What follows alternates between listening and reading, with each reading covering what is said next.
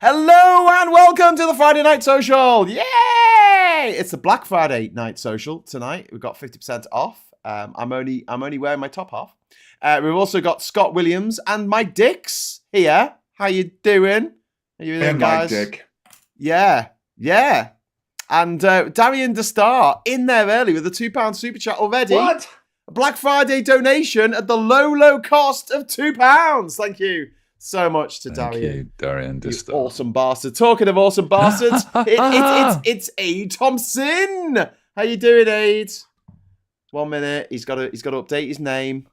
He's got to change things. All of my dreams have come true. What you mean, Scott and me and Aid all at the same time? I thought Friday I turned my night, mic off. Sorry, hanging guys. out with 3 other beardy men in headphones. Men in headphones. It's Hashtag men in headphones. It's a white man sausage fest. I'm back on my Terry's chocolate orange Baileys. Oh, good for you. Of course you are, mate. You're a Good winner. You're stuff. a Look winner. at that. Always a Can we winner. make a rule that only women are allowed in this chat if they've got a beard? Well, we can get Kat because although we're not married, so I'm not really technically her beard, I guess. Love the tree. I'm just gonna throw that out there. Sorry. I'm glad Scott got that one. I was was distracted funny. by Diz says dystopia warning. Unfortunately, Tansky's not with us tonight. She's with us in spirit. She might be watching. If you are watching, hi Tan. Hello. And anyone else like that? Oh, Miss LB. Thank you very much for the £2 super chat. That's very kind of you. My cat has more seats than refuck. So thank you very much to Miss LB there for the super chat. That's very kind of you.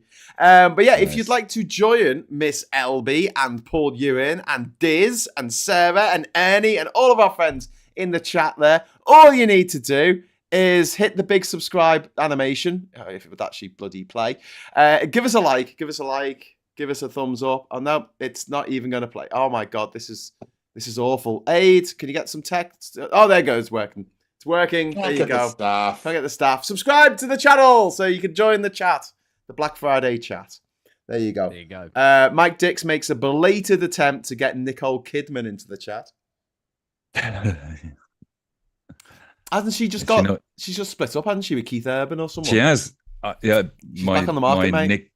My Kidman doll went off. Basically. Yes. Kidman and Dar. Are you allowed to say that? I mean, if someone dies, you can't say that, can you? You know, if their partner dies, you can't immediately say they're back on the market. You are joining me in a week where I don't give a fuck what I say about anything. Basically. Oh, brilliant! So, well, the good news is that Richard Branson is back on the market.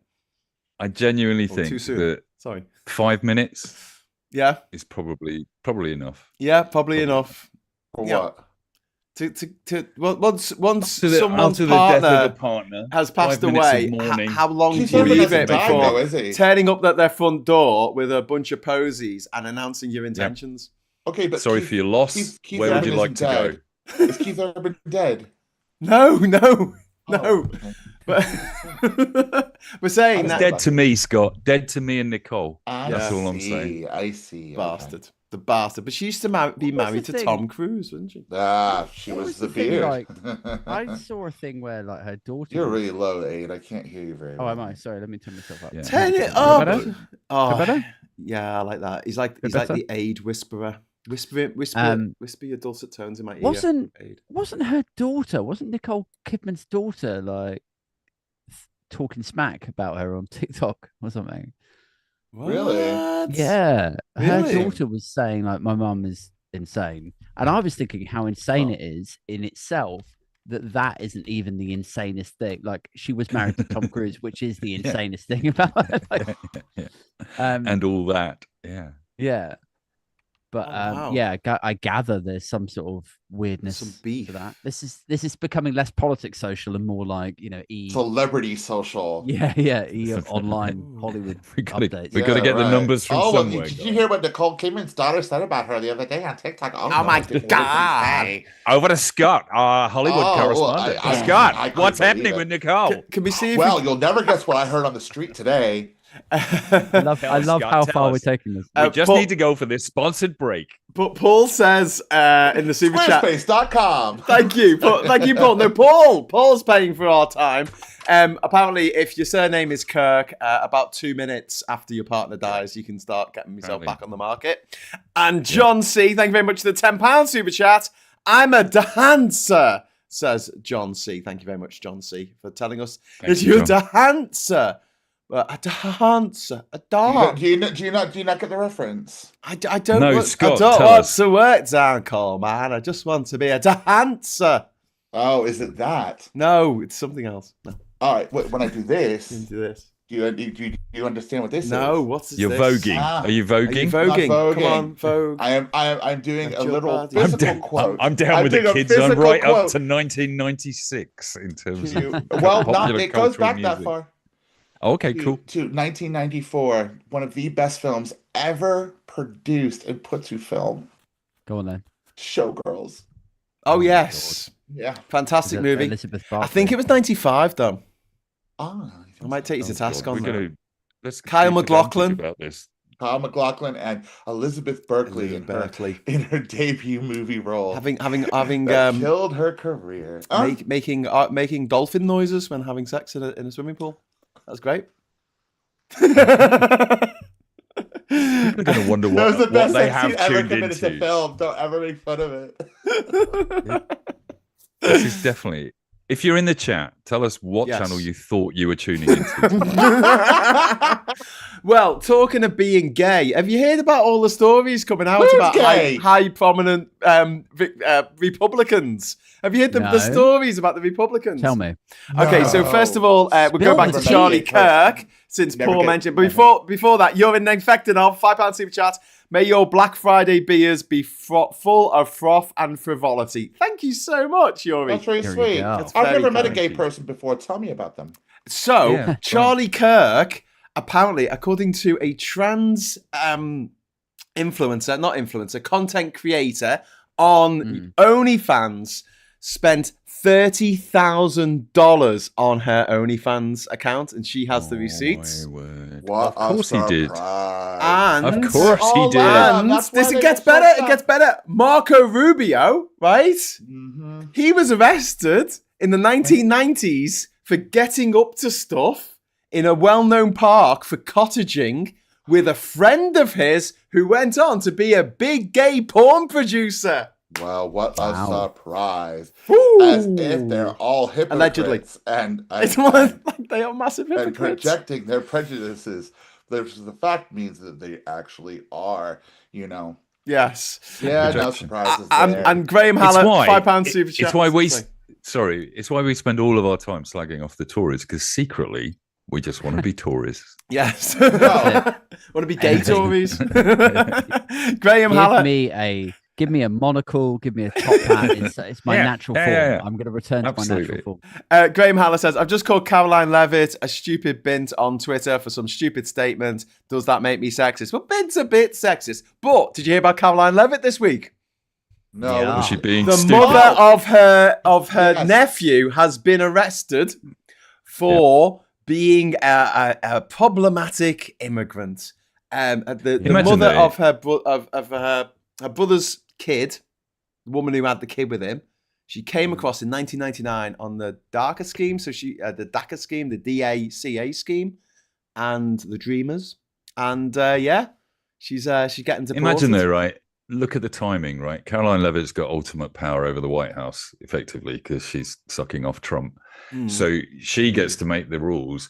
Coming up to Thanksgiving, right? If you've got relatives that you don't really want to go and have dinner with, Yes. Yeah. you cool ice, you get rid of Yeah. them. That's Yeah. the How do this we? is very true. I'm feeling this, and I'm going to expand on it by saying, like, how do we know that she didn't tip him off?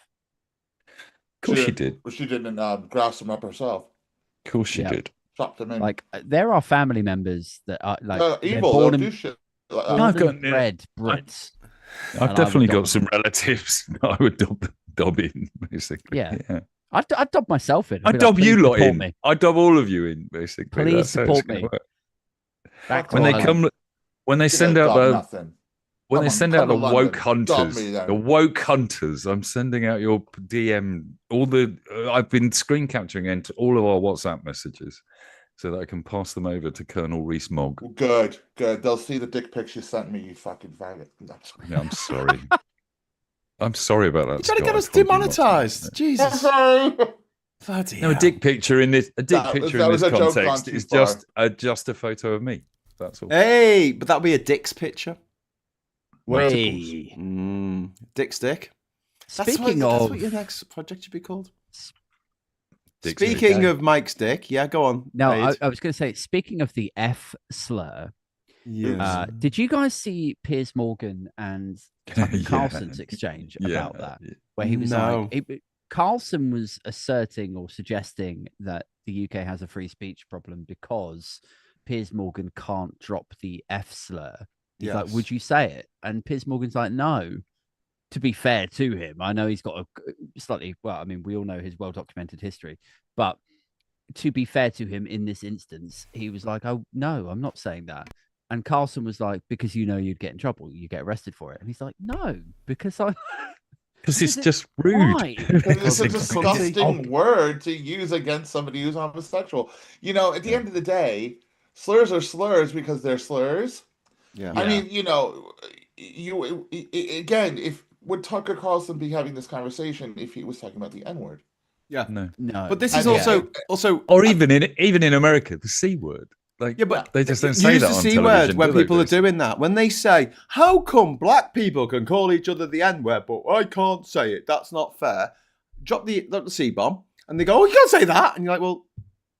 And the other thing is like, you know, I can make fun of my family, but if you make fun of my family, you can fuck off. Do you know what I mean? Like, Literally, because it's my family. You know, if it's me, if it's my people, then I can make Scouse jokes. You can't.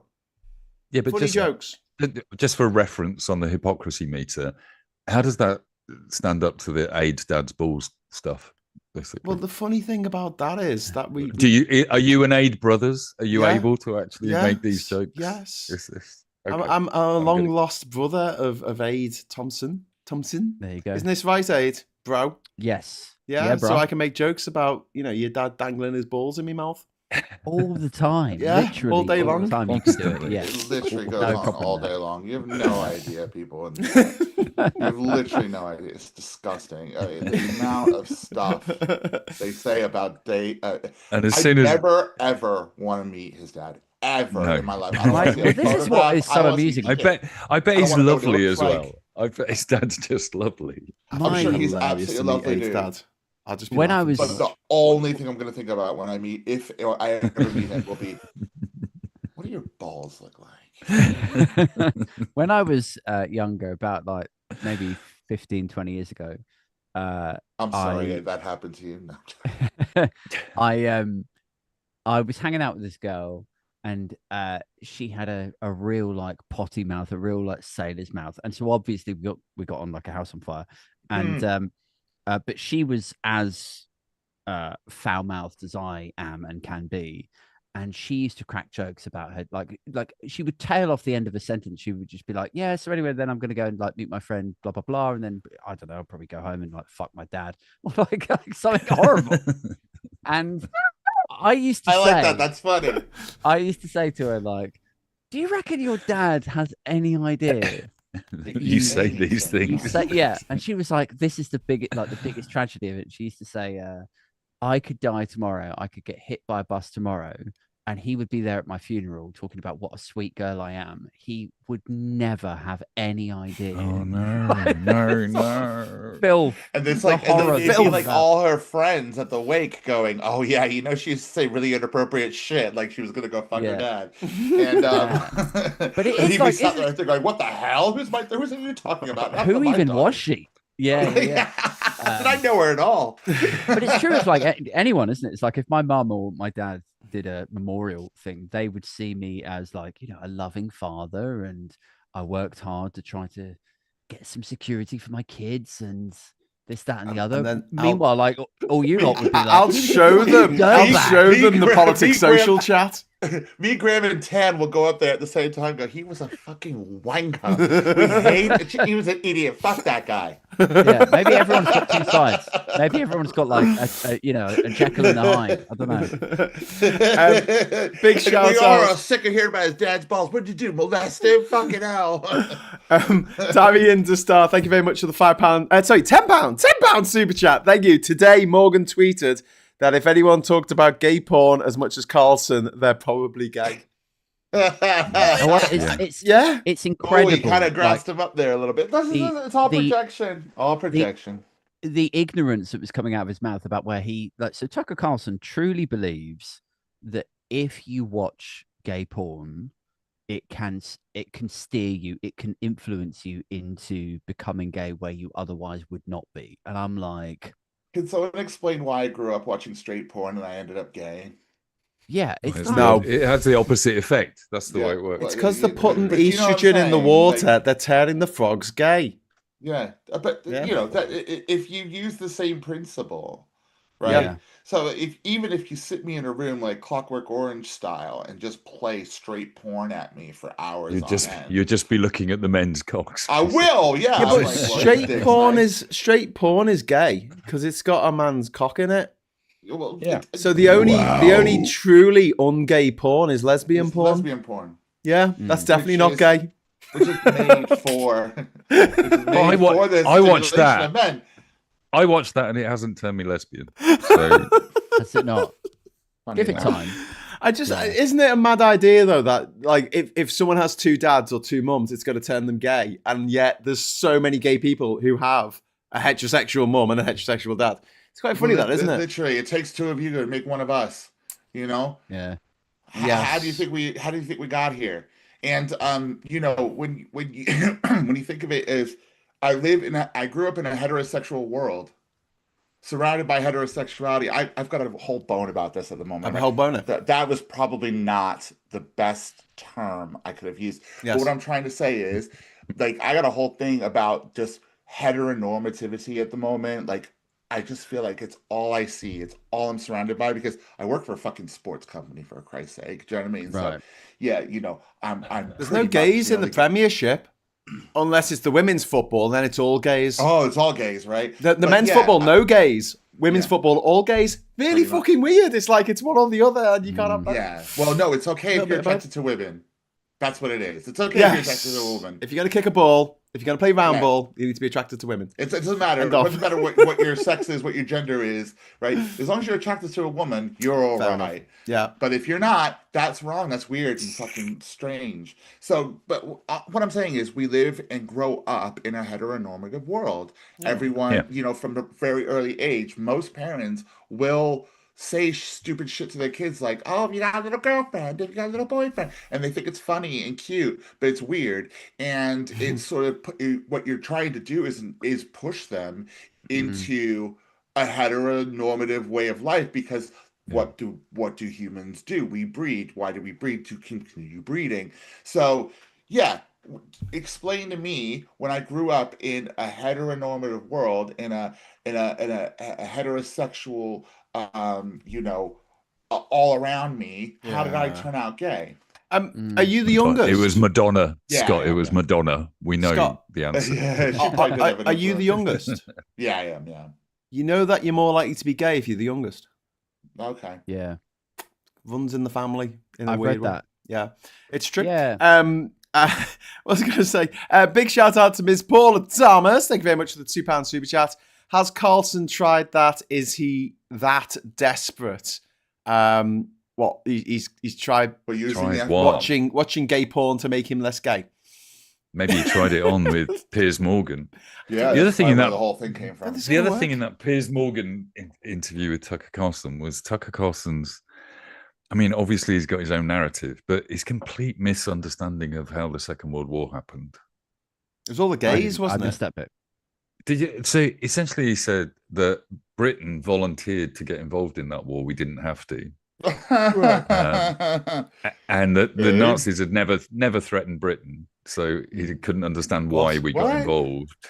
we just got involved because we said we would for Poland or something, basically. And he was literally playing this out. And Piers Morgan's sitting there. I have no time for Piers Morgan, obviously, but by, the right-wing relativity means that you're attracted to Piers Morgan going, have you read a book about this, basically? Because that's not what happened, But he's painting a story, which is the Russian story.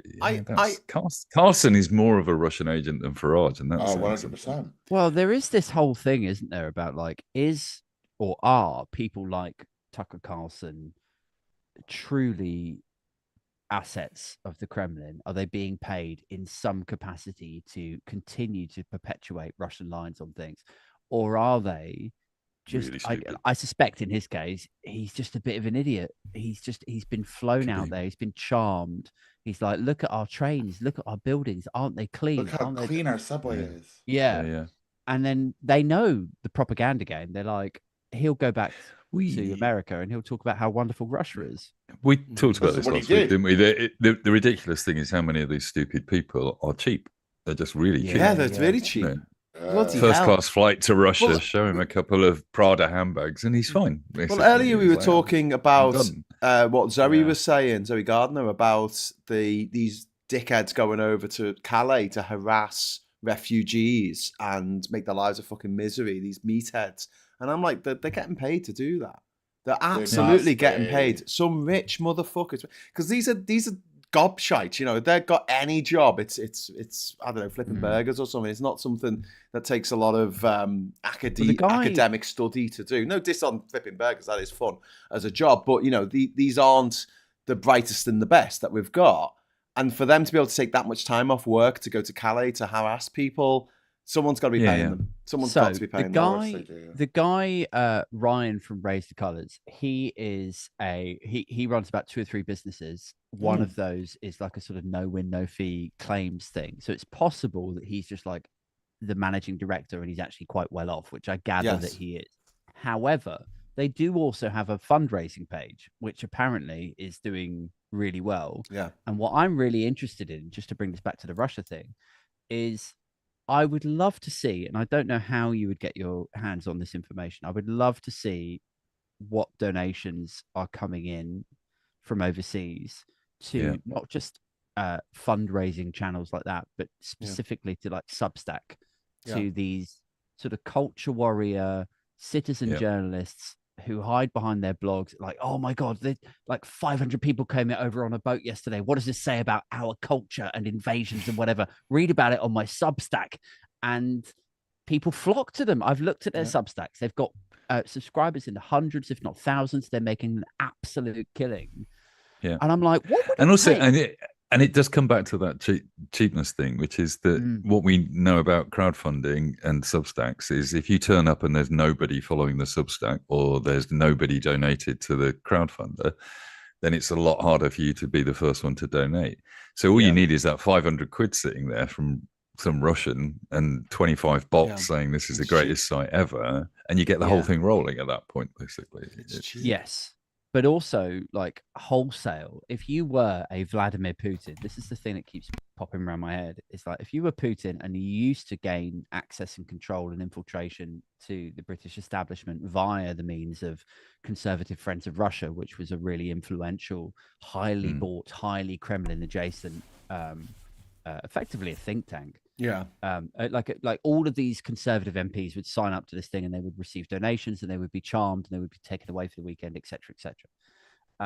That got shut down off the back of like the Russian interference stuff. That doesn't exist anymore. So if you were Putin and you wanted to influence the British political discourse, it is not outrageous to think that you would buy 30 Substack following memberships of this hackademic or that hackademic. Is that a word? I love that. Hackademic.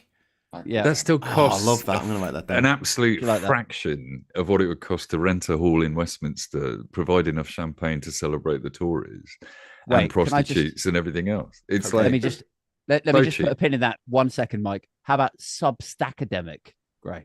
We're pushing. This is why. Sorry, back to Mike. There you go. This is why you're the professional amongst us. Yeah. I'm literally writing this down. I'm the only one drinking. Substackademic. I'm drinking. Again, I've got me if you didn't, Mhm. if you didn't have morals, you have a job working for the Sun, writing Yep. headlines. You make a basically. fucking fortune. Yep. Daily. I love Daily language. Mail. You How could come about up you with a sell pun. your soul, Aid, make loads of Yeah. money being right wing, right? And then you give Give us it to us. give us money so we can continue to be left wing because there's three of Yeah, us. I'm There's up only for one that. of you. We could construct a whole narrative about Totally like do. how I've been in the left. I've seen how toxic it's Yeah. become. Yeah, I had to go right. Like, because yeah. you were one of I've the. been genuinely contemplating that route in the last few Right. days. What, just make some money? Just thinking, Just Yeah. make broke. some money. it's Yeah. like the only thing stopping us making money is our fucking morals. Yeah. Let's just Yeah. drop them and Aid, get on with you it. could be like, I was. But do you one of- remember we did this with Piers Morgan and look how that worked out? Basically.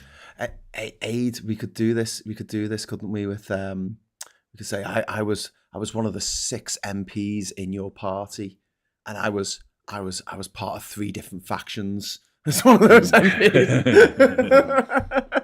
I don't know how it worked. I was tremendously confused. There was the people who wanted to make it all about themselves. There was another group that wants to make it all about themselves. There was a third group that wants to make it all about themselves. And there's a fourth group who wants to make it all about themselves. Couldn't believe it. Yeah, it's crazy. Funny that. Anyway, so we're sort of trapped in the middle, aren't we? I don't like it when people call me essentialist because I'm not. I'm pretty hardline on a lot of stuff. I want UBI, and you know, I want all the billionaires to have the purge done to them. Mm-hmm. So yeah, it's quite hard Yes. line, isn't it? Did you guys see that tweet? Was it maybe 6 months ago, year ago, max, where it was somebody saying, "Pitch me your movie idea that never got made," and this person said, "The 4 biggest or richest billionaires in the world get invited to an island on the promise that they get to go human game hunting, and so they're like, oh wow, this is cool." And then they get flown to this island to hunt humans. And only when they are landed on the island do they realize that they are the game. home run. Everyone's like running around chasing it. That'd be I was like, fantastic. oh, yeah. And I I've got a went water to pistol each. I went to a very Brighton event last night in a pub called Bright Think, which was about the secret life of sharks. It's an academic talking about sharks. And one of the things that she said was that one breed of shark has 2 wombs. Most sharks that actually incubate their children, their offspring, have 2 wombs. And they have 20 pups in each womb, but they only give birth to 1. Right. Fuck. Because literally evolution takes place inside their wombs, the survival of the fittest. And they have 2 pups because each womb produces an offspring, but the other 19 all dead. Right. Yeah, that sounds about right. Well, if you put 2 different men's sperm in a petri dish, they will fight each other. Is that right? There you go. Yeah, they fight. They eat each other. The sperms eat each other's heads. Sounds really a lot like you've tried that. Come on. Not in a petri dish. It Anyway, sounds like- moving on. UK Mars Adelaide. UK Mar Adelaide. Thank you very much for the £5 super chat. One of the most annoying things about being gay is the 80s was my mate constantly setting me up with a girl not interested in to make you weren't interested in to make you straight. You know, it's funny. A friend of mine who was a lesbian and had a girlfriend had the hots for a friend of mine who was nominally heterosexual, and she declared this to him, and she said, "I think I'm questioning my sexuality," and he didn't fancy her, and he went, "Oh, actually, the fact that I don't fancy you is making me question my sexuality," and then after that, she was straight and he was gay. Wow. Really? Yeah, true But story. that's weird. Just because you don't fancy a girl, a certain girl, or Well, no, because I guess not many girls came on to him, and he when he had the choice, he just went, "Actually, no, I don't want that. I want something else. I want something meatier, meatier, Scott, meatier." Heterosexuals don't do that. Every time, solid. every Friday night that I spend time hanging out with Scott, I question my sexuality.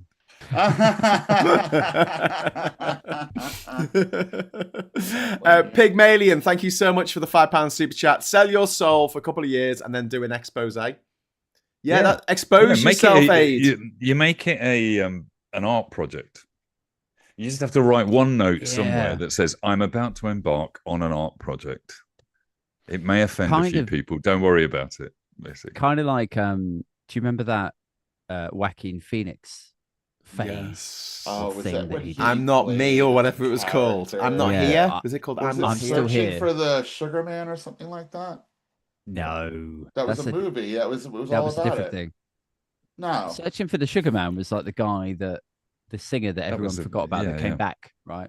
Oh, I thought They it was. actually There was found a the Sugar movie Man, where didn't they? he played this character, but he went and did real life shit. But he was a character Yeah, the I'm whole Still time. Here or something. Is Wasn't it called I'm Yeah. Still Here? Okay. Something like that. Yeah. Yeah. I got confused.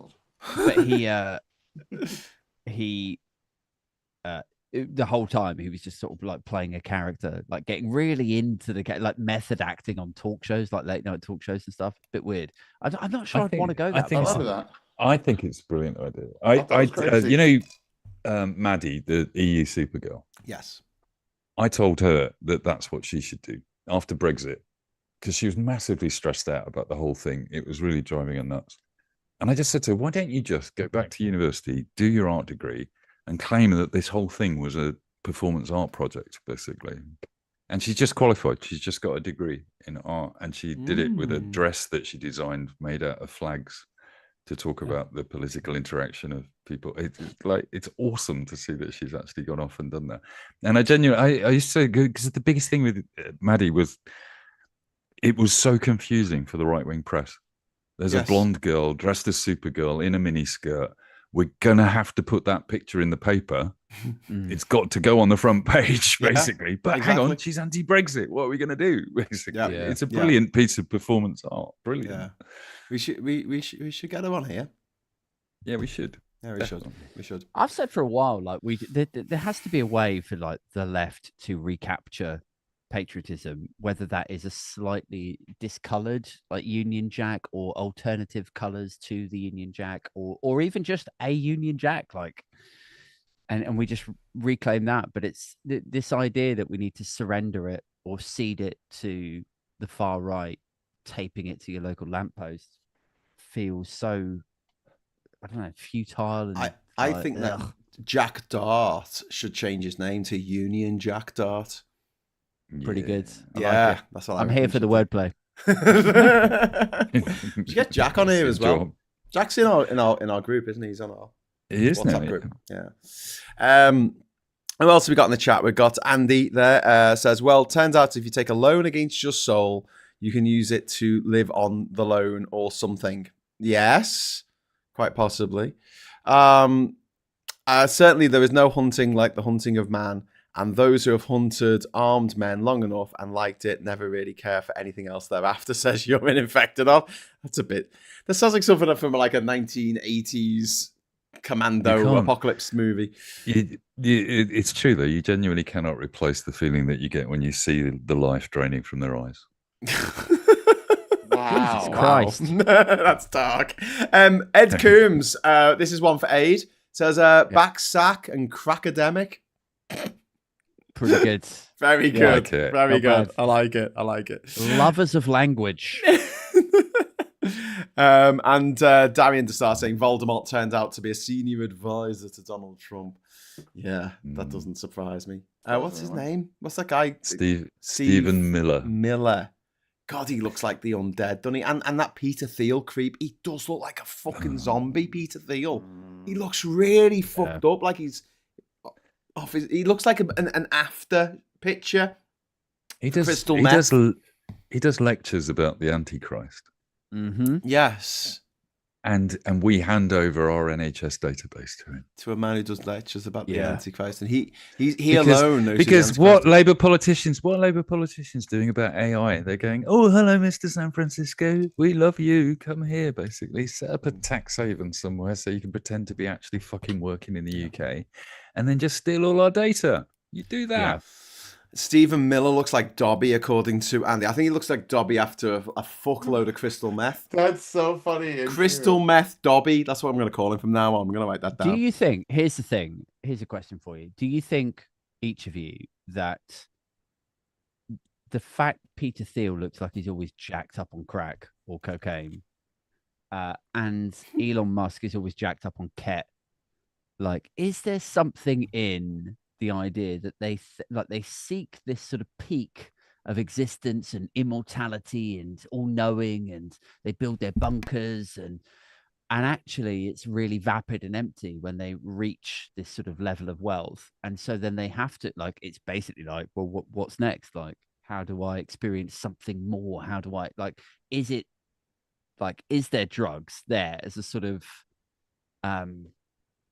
it's a bit like when rock stars come off stage, they go and do drugs because the high is that, like, it's the adrenaline. Can't maintain the high. Yeah. Is it that, but for CEOs? Yeah, well, they're all smacked out their heads, aren't they, on something? Either religion or drugs, basically. Well, I think they're addicted to money. That's fucked them up. What's the DNA sequencing that they try to extract from small children in tunnels? They're doing that, aren't they? What?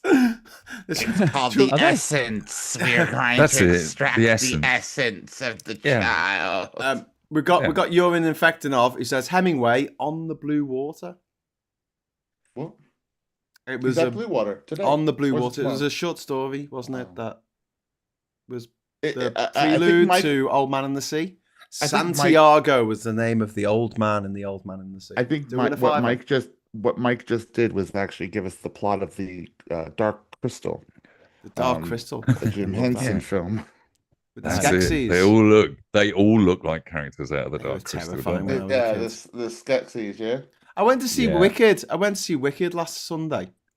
Was it good? I've heard really good things about it. I really enjoyed it. I thought it was great. I thought it was really fun. That's nice. I thought it was interesting. And as Mark Commode said already, so I can't really pass it off as my own thing to say, so that Jeff Goldblum has been playing the Wizard of Oz all his life. And he's absolutely fucking right. He's just the Wizard of Oz in everything he's ever in. It's The Fly with the Wizard of Oz. It's Jurassic Park with the Wizard of Oz. It's Ragnarok with Wizard of Oz. It's Chaos with, the Wizard of Oz as Zeus. Brilliant. I enjoyed it. But people are like, it's not as good as the first one. I'm like, there's no first one. It's two halves of one movie. It ends, the first movie ends in the intermission of the play, of the stage musical. So it's just one movie. It just takes place over 4 hours. It's a long time to spend watching a movie. But there you go. Can I ADHD off the chat a moment? Josh says, can we put CEOs on an island and make it a reality show? And follow that script that Aid was talking about. Yeah. And if only we knew somebody with a freaking island. Yeah. The thing is, my island's not big enough. That's the only problem. You need the not big enough island. For what? Not big enough to make it entertaining. We're not sure. We're only talking about 10 of them. It'd be fine. Wide camera angles, drones. We could do it. Yeah, I suppose you want them in a confined space to be able to film it. Yeah, you definitely don't want a big island. Yeah, actually, and we don't want anywhere they can hide. There's the mangrove forests out the back, which is massive. But that spreads out over about 50 acres. You also need to land budget for where you're going to bury them. So no, we can just leave them in the mangroves, and the insects will eat them in a day. Yeah, and we import alligators anyway into the mangroves. Yeah, nothing left. Fine. No evidence. Fine. I didn't realize that you guys had it all thought out. That's fine. Well, the bones would get all twisted up in the mangrove roots, so no one would find them. Aid, of course we've worked this out. This is just revealing the plan. And also, at low tide, mangroves fucking stink. So there's a good chance that you wouldn't smell the dead, decomposing corpses over the smell of the mangroves. Go, what's that funny smell? Oh, it's the mangroves. Yeah. It's the mangroves leaves decomposing. It'd be like Celebrity Traitors, but on acid. It would just be perfect. Squid Game CEO edition, says Andy. Yeah, Squid Game on an island. Yeah, perfect. I like it. It is like Squid Game. And also, their egos would really fall for it. You could absolutely convince Musk and Zuckerberg to go head to head in this situation. It's totally going to work. I saw a joke about something similar, which was, what do the French call the Hunger Games? Go on then. Battle Royale with cheese. Oh my god! Because there was a movie called Battle Royale. Because there was a film called Battle Royale. Yeah, it's one of those deep dive memes. It was a Korean film, and it was very like Hunger Games. Scott's given up. Scott's just given up. He's gone. That's it. Just like, I was like that bit in the IT crowd where it just opens the window and walks out. yeah. Just steps out. Sorry, Scott. Sorry. Yeah. Come Sorry. back, Scott. Sorry. Yeah. The thing is, my island's not big enough. Quote of the evening, Graham. Yeah. That's Actually, exactly what somebody that owns a private island would say, isn't it, Aid? We could Actually, just interview Graham as if he's Jeffrey Epstein. Now that Yeah. you've said it, right? Because I was thinking of it like you'd have to have a big area to fight it out, right?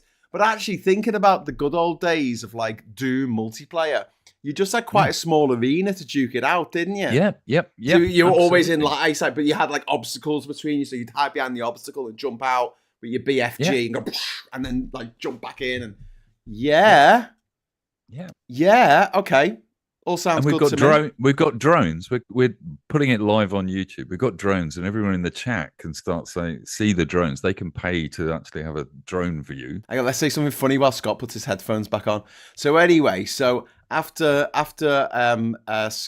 he's not putting them on yet. What should we talk about? Quick, talk about your dad's balls or something. Go on. Gonads. Fucking gonads. Gonads. Parental gonads. Yeah. And anyway, so she hasn't put them on yet. Go on, put them on. Go on. Oh, sorry, Battle Royale was Japanese. Yeah, hello, Pronads. Scott. What are your pronouns? What are your pronouns? Gonads. Gonads, go. Yeah. And I think Graham's Blue Badger is suggesting bare hands and thermite mines. Yeah. And Battle Royale is definitely Japanese. I've read the manga, and Christ, it is dark. It is rather dark. It's a great film, though. Sorry, I thought it was Korean for some reason, but it's not. It's Japanese. Just like the Hunger, just like Squid Game isn't. Oh, he's doing it. Anyway, so that, and then I said to him, "You've got to like not put it in me that way." Oh, hi Scott, how's it going?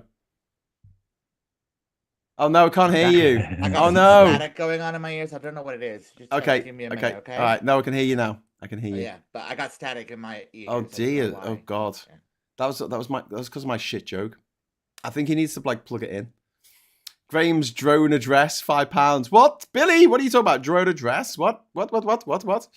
Someone wants to fly in on a drone. So, has anyone seen the latest episodes of Stranger Things? No. Nope.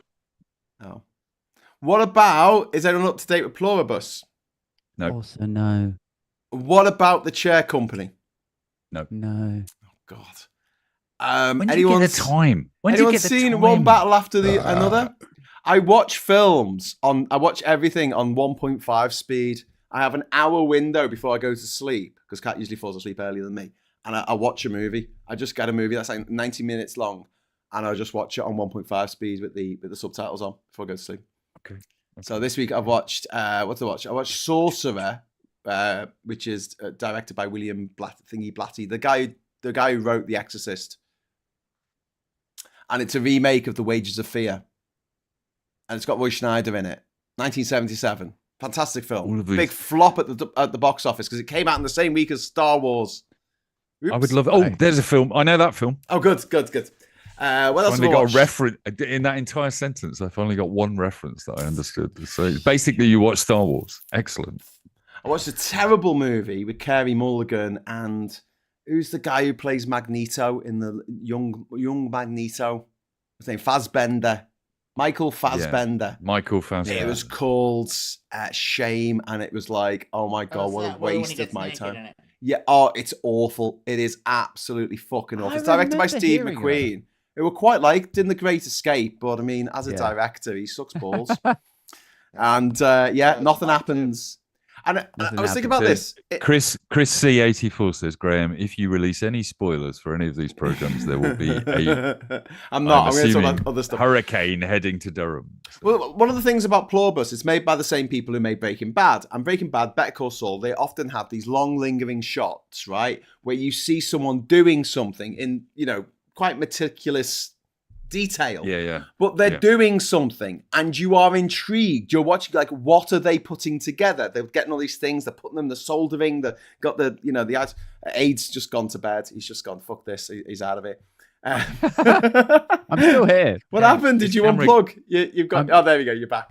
And, but in this movie with Michael Fassbender, it was like they would just keep the camera on something really boring with no objective. Right. So he was running, and he was just running, and 2 minutes later he was still running, and then 4 minutes later he was still running. And you fast forward it, you're like, can you just get to? Is he going to get hit by a car? Is something going to happen? No, it just keeps running, and then he stops, and he goes, oh, "That was a good run," and then it goes to some other scene, and the run's got nothing to do with anything, and you're like. Why have you wasted my time on this? That reminds me of that reminds me of Gus Van Sant's thing about Kurt Cobain.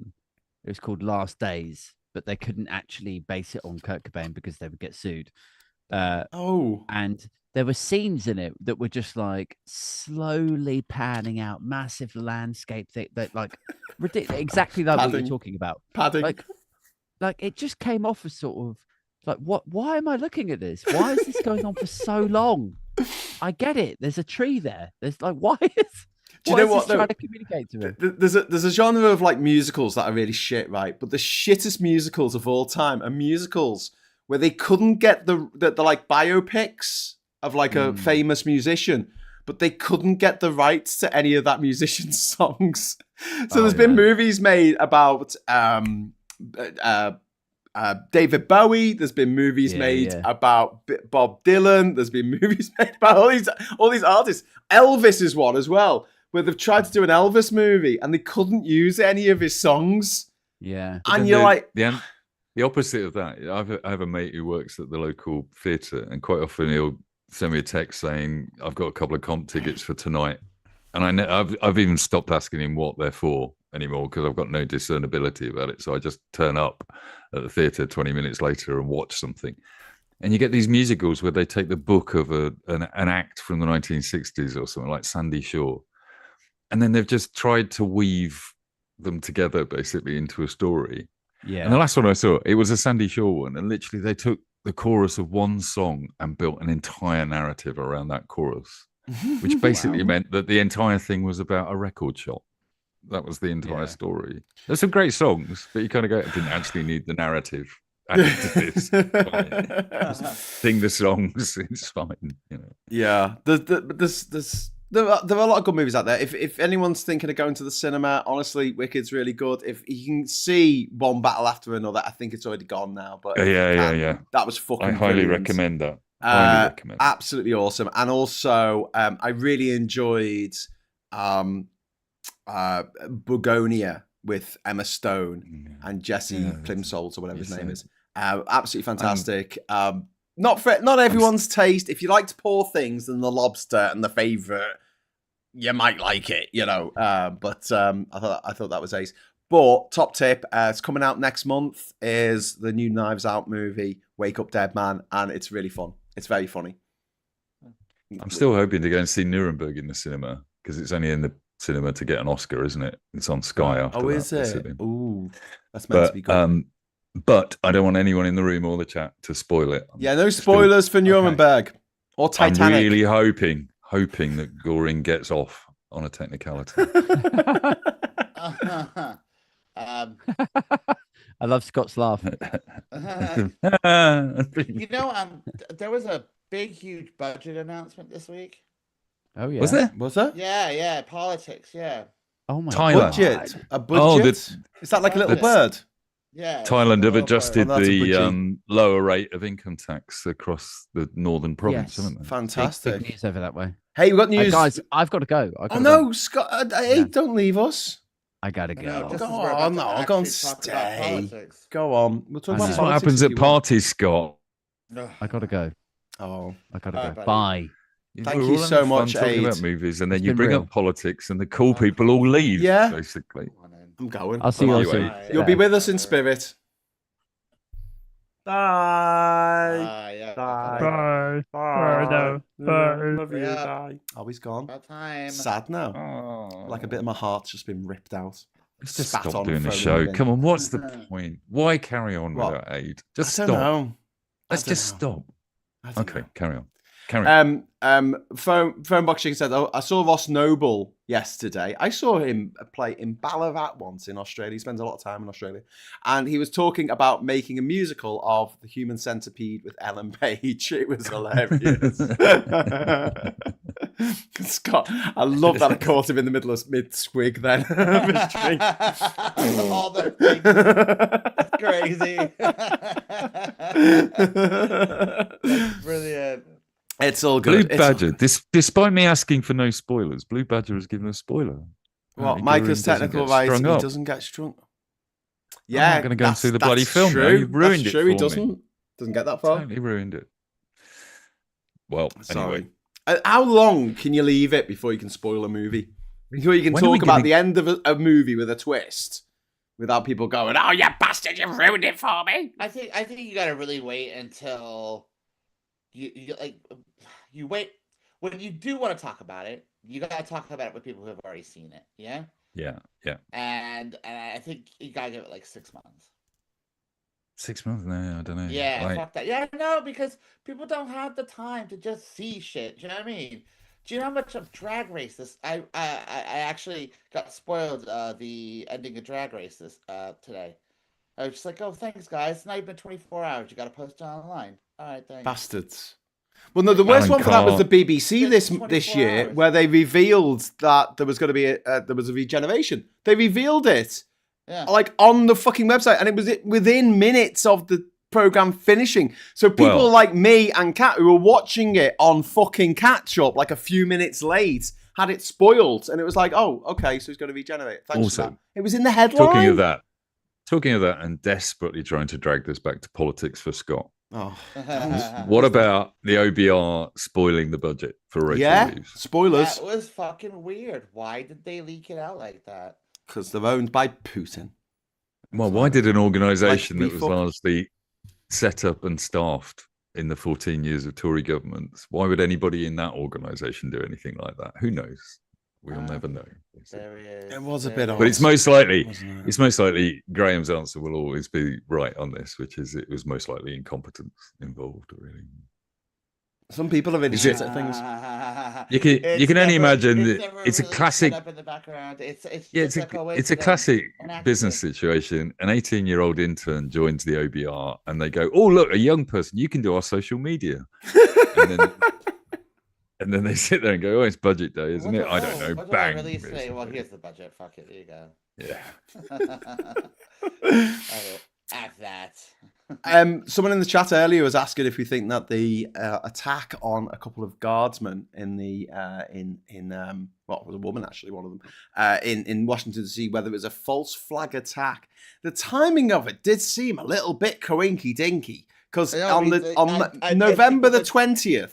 A judge said, "Oi, get all these fucking troopers out of Washington DC." Right, and then literally, what was it? 4 days later, then two troopers get shot by a fucking lunatic, killed. Oh, by an immigrant, even better, by an asylum seeker from Afghanistan. What are the chances? A few weeks ago, we had one of those mind-changing conversations in here where you absolutely convinced me to start looking at conspiracy theories completely differently and looking at them as incompetent theories, really.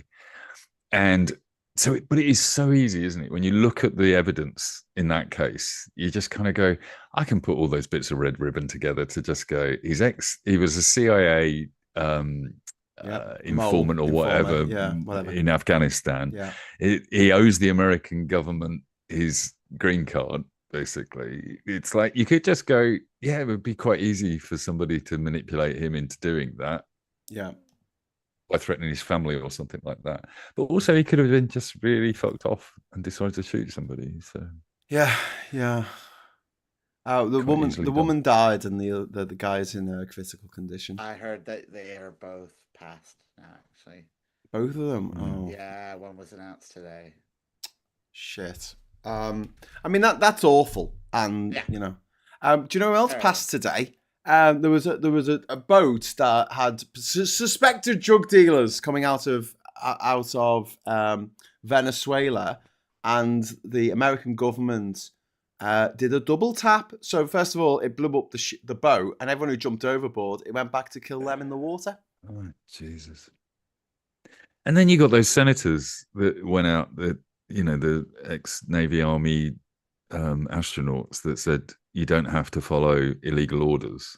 And the right have been outraged at that. And Trump said that he wants them executed. And literally they were talking about this. They were saying you do not have to do something that is illegal. And yet somebody sitting there with a drone or whatever he's got, basically, is popping off people in the water because he was told to by his That was major. a military operation. That's not just Yeah, random that was told to do it. It's a military operation. He is No, that's what I law. mean. I don't mean it's a random, but it was a drone. International law. He's breaking. They're absolutely not having to jump on engagement. the boat and fight them hand to hand. They Yeah. are literally doing it from an office in Chicago or something. Yeah, but every rule is being broken by doing this. Yeah.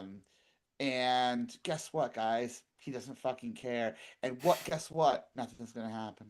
Yeah. No. It's depressing. Do you remember when he knocked down half the White House? Seems like a lifetime ago now. Right. But everyone's cool with that, you know, in a way they wouldn't be if Obama about did it. We got Venezuela boats blowing up. And Do you remember when he shagged all those children on that island? Basically, Yeah. Nobody cares. Nobody Who cares. Going out to the party, people says he's making his country look real bad. Yes, he is indeed. So we've only got 14 minutes left to achieve Diz's dream of getting some confetti tonight. So if we want to get another 4 super chats in, 100% off all orders, 1 day only, Black Friday. Here, let's do it. Did anyone buy anything today? Anyone sucked into the deals? I sold 10 books with a Black Friday advert, so that's good. Well done. Oh, that's brilliant. That's very good. What about you, Yeah. Scott? Oh yeah, I've been shopping today. I quite like it because it's called black and it's good. Because usually things with preference with black are bad things, like blackmail and the black country. But here it's black pudding. But here it's a really good thing. You know what it means, though? The origin of Thanksgiving. Yeah, well, it's the day that businesses go into the black with Christmas orders. So for the accounting term is they've gone out of the red, they're not in debt anymore, and they're making money so they can give a discount after Thanksgiving because everybody spends all their money just up to that point. That's what it means. Dorkowski says, bring back Mary Whitehouse. Yeah, bring her back. She'd be so upset about what Trump is doing. She's not been on the Friday Night Social for I know, we definitely should bring Mary Whitehouse back.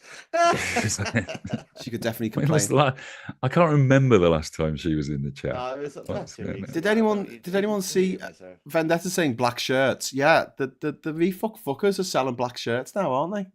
With no hint of irony, with like refuck written on it. And they're selling little party badges that look very similar to the Nazi badges that people had to wear. So Trumpian, isn't it? They know what they're doing. They spent £700,000 on adverts this week in the newspapers. All the newspapers got a refuck advert in them with Nigel Farage sitting at a desk. How much was the campaign budget? 700,000 was spent apparently. All that money. To just what are we going to do? What are we? The Democrats seem to be getting some balls though in the States at the moment. I think. Really, where? One of them is.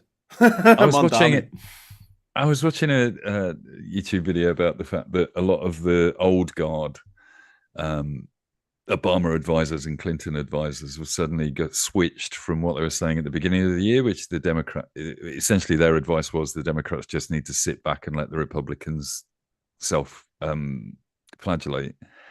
And now they're saying, actually, totally wrong. We need to get behind AOC, Bernie, and Mamdani. It feels like the population has shifted much further over to the left than the Democrats. Yes. And the Democrats need to play catch up real quick. Yes. Basically. I feel the same way about Labour in this country. They're being too timid. Yeah. That's why I didn't want to talk about the bloody budget again. I spent 3 days talking about the budget. I want to talk about something else. But Darian Destar has dropped a £10 super chat into the super chat fund. Thank you very much for the £10 super chat, Darian. This donation is only valid if everyone dances when their confetti comes down. Cool. Brilliant. I can't stand up because I'm not wearing any pants because it's 50% off Black Friday. And so I'll dance. I'll dance here in my seat. Okay, so when the confetti comes down, we will all have to dance. But we need another 3. Darian's added an amendment to his contract, Oh. which says that Captain Coconut 2684, you don't have to dance, but Graham, Scott, and Mike, and Diz, and One Angry Pagan do have to dance. Definitely, and all the mods have to dance with the rockers. I'll tell you what, guys, I'm honestly thinking about dancing off to my bed. Oh, man, no! We're nearly there. We're on 8 out of 10 now because we just got another super chat from Paul saying, "I'm with Darian. Dance monkeys, dance. Monkeys dance. We'll do anything for £1.99. £1.99 dance." What time's the ending of it? You've got 10 minutes, Scott. 10 minutes. Can you lend us your 10 Just minutes? Look 10 at the torture we're and putting 20 Scott cents. through, Wait, chat. Yeah, We need chat. We need the money. You need 2 more do it super sooner, chats. we can Any do it colour. sooner. Send us money, as we'll keep Red. the bastard We want alive it all red. night. Give us a red one. Give us a nice hot red one. We've had him locked in that room for 7 days, Yeah. and we haven't let him sleep. If you donate money right we now never on let Black Scott sleep. Friday, No, Scott will get half an hour's sleep before we stick on the Kylie No, Minogue guys, tracks and I the. keep waking up at 5 o'clock in the morning and not being able to man. go back to sleep, and it's killing me. Fax wants to I've know had, what's wrong with Wolverhampton. What's wrong with Wolverhampton? Yeah, great God. question. Great question. Where do we start? Who's at the bottom of the league at the moment? Is it Wolves? I have Wolves? literally no idea, as if I've ever known anything about football whatsoever. Why not? When you know stuff about I don't football? know. I don't know anything about. Do football. Wolverhampton have a team? Yeah, they're called the Wolves. Oh, cool. Aren't they? That must be nice for Isn't them. that them? I actually said to someone today to be nice. I was like, I Wolves. hope your football team wins.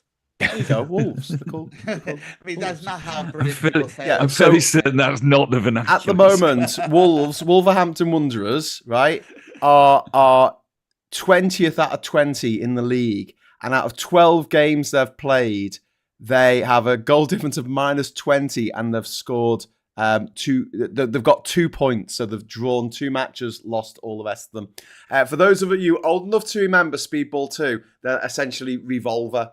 If you remember Revolver, they were the team that were really easy to beat. Captain Coconut, thank you very much for the $1.99, and then we've got the Martin Harrow again with the £2, and then we've got Chris C with another £2, and we've got Darian DeStar with the £5. Dabbing enthusiastically is acceptable for old timers, but who wants to acknowledge an old timer? Advance for next month's YouTube budget and for the celebration, and we're going to do it now. We're going to do the confetti. Everyone get dancing because it's confetti time! Woo! Scott's the best at this. We had to keep Scott awake just for this, basically. Just for this moment. Yeah, I'm going to do the old man standing again. Woo! I'll do the old man standing against the wall, nodding. Yeah, well done. Yeah, take it all off. Dancing. Okay, Dancing. thank you, guys, for dancing there. Thank you. Scott gets to sleep. Like Scott, the trained go to bed. monkeys we are. I go to bed. You can go to bed if you want to, Scott. I love you. You can stay here if you want to. I love you. I really do. But I am starting. You don't have to go home, but you can't stay here. Oh no, actually, you can stay here. I am home. Oh yeah, even better. As far as I can tell, his bed is about 3.5 feet behind Literally, him, basically. Probably so, could stretch the microphone to the bed. Yes, this is gonna be like hold Paula on the bed. And there we go. Hi. Hello. There we go. Hi. Hi, And everyone. now our bed correspondent, Scott, is going to inform Well, I'm us. live from the bed. How's the bed? How's the bed getting on? And- well, it seems to be doing just fine. There's Yeah. pillows on it and some sheets. Probably could do with the change sheets, but that's fine. It's my own filth I'm going to be wallowing in, so I don't feel too bad about it. But yeah, how's things back at the station? Well, Damage Well, the Star tell is you've got a new subscriber to your OnlyFans site, apparently. Ah, well, Oh, excellent. fantastic. You're going to see absolutely nothing. Yes, Oh. and you can pay me £5 a month for the privilege. Oh. Yeah, Scott, we're hearing some terribly dark rumors from Twitter about what's happened in that bed. Can you give us any Well, information? Well, what has happened in this bed previously is sleeping, watching TV from the bed, wanking and fucking. So yeah. Well, that's the bed. That's Scott Williams live from the bed. And now a word from our sponsor. Our sponsor is Phone Box Chicken. Phone Box All Chicken. the way. Our sponsor is Thank you very Simba much, Chicken. Mattresses. The BBC banned my BBC. comment referring to refuck taking Russian bribes and black shirts. That's what they do. That's what they do. What's wrong with Wolverhampton? All the bloody wolves, says Andy. The wolves come and eat you. Yeah. So it's like Santa Carla. It's all the fucking vampires. God damn it! I mean, this plays into our island TV format that you could have a Wolverhampton team, but it has to be 11 wolves released into the island to hunt down the last 2 billionaires. I'm telling you, we should do the thing with Darren Brown, where we have Darren Brown on the island with like 20 American kids, and 10 of them are actors pretending to be part of this cult, and they try and get the 10 or the 5 that aren't part of the cult to do the increasingly mad things until it gets to a point where they are told they need to drink the poison Kool-Aid to see if they'll do it because they've been so whipped into a frenzy. I don't know. You know, it would be a horrible thing to do to someone, but at the same time, I think it's really necessary right now that we see over it. 900 people. Yes, that was an awful tragedy that killed over 900 people. It did in Guyana, in the Jonestown massacre. It's happened over and over again, hasn't it? It's You make a prediction about the end of the world. It doesn't come true, which means the gig is up. So you have to get everybody to kill themselves. Basically. Yeah. Why don't you just get them to give you more money? You say the world didn't end, Scott. The world didn't end because you didn't give me enough money. How about that? Yeah. Have you listened to the death tapes? No, not of the Jonestown massacre. Listen to his final speech as you hear people wailing and crying and dying in the background. I don't want to listen to that because that will fuck me up forever. All my nightmares sorted for the rest of my life. It's really fucked up. Sounds really fucked up, my friend. Sounds really fucked up. Before you go, Scott, if you are going to go, do you have a news story of the week that you wanted to bring our attention to? Did you seem quite keen to talk about politics? I was. You know why? Because I've paid no attention to any of it this week. To politics. So you wanted us to talk about the thing that you're not paying any attention to? I wanted to talk because I wanted you guys to tell me more. I've got nothing. So we did the budget, right? Listen. I've got nothing. And I sat here listening to it. I was working and I was sitting here. I had LBC on. I was listening to the speech, and there was so much jeering and all this shit going on in the background, right? I didn't know what the fuck she was talking about half the time, and I was concentrating on work, and I was like, okay, so what's going to happen is now I'm going to either listen to James O'Brien on Thursday, which I didn't do. Or catch up on Friday. I'm going to catch up on Friday because the boys will be talking about it, and none of you guys are talking about it, asshole. It's a boring budget, really. I mean, like they've they've done some reasonably good things in there, considering the circumstances. But because some of the taxes affect people that own big houses and have high-paid jobs, the noise is constantly about they're coming for all of us. I have a £2 million house and I can't possibly afford to pay another £1,000 a month. And Graham and I were talking about this the other day, that essentially the fuck up she's made here is that she knew she was going to get that level of coverage. She knew that's what was going to be said. So why not create some collective farms and force us all to go and work on them tomorrow? Because you're going to be called a communist, you might as well just do it, basically. I think she should have opened the case. In all seriousness, she could have done a lot more progressive things. Yeah. And she'd have got exactly the same level of flack. Because even if she gave someone £1 more a day, it would be called a socialist budget, right?